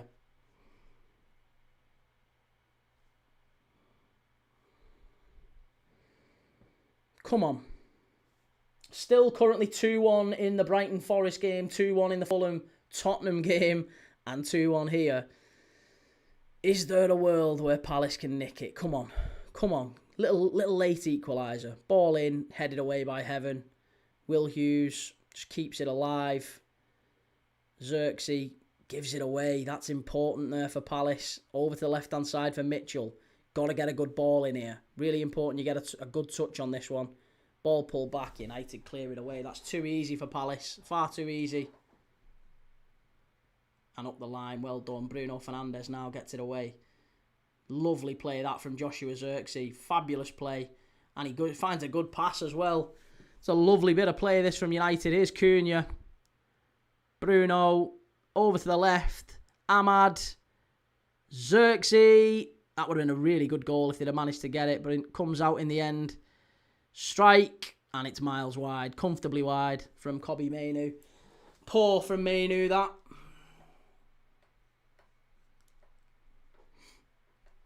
Right, 90 seconds left. Any chance at all? Please, any chance? 90 seconds left.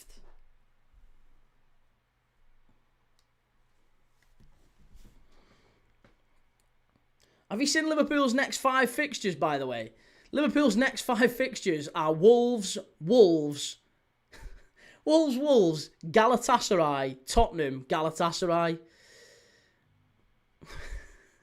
Play 3 teams in the next 5 games. Oh, why have you stopped there? Why have you stopped running there, Gesand? So bored. That's horrendous. That is absolutely shocking. That's so lazy from Gesand, isn't it? Yeah, it is. Why did he stop running? Look at Glasner saying, why is he stopping running there? It's a lovely pass through.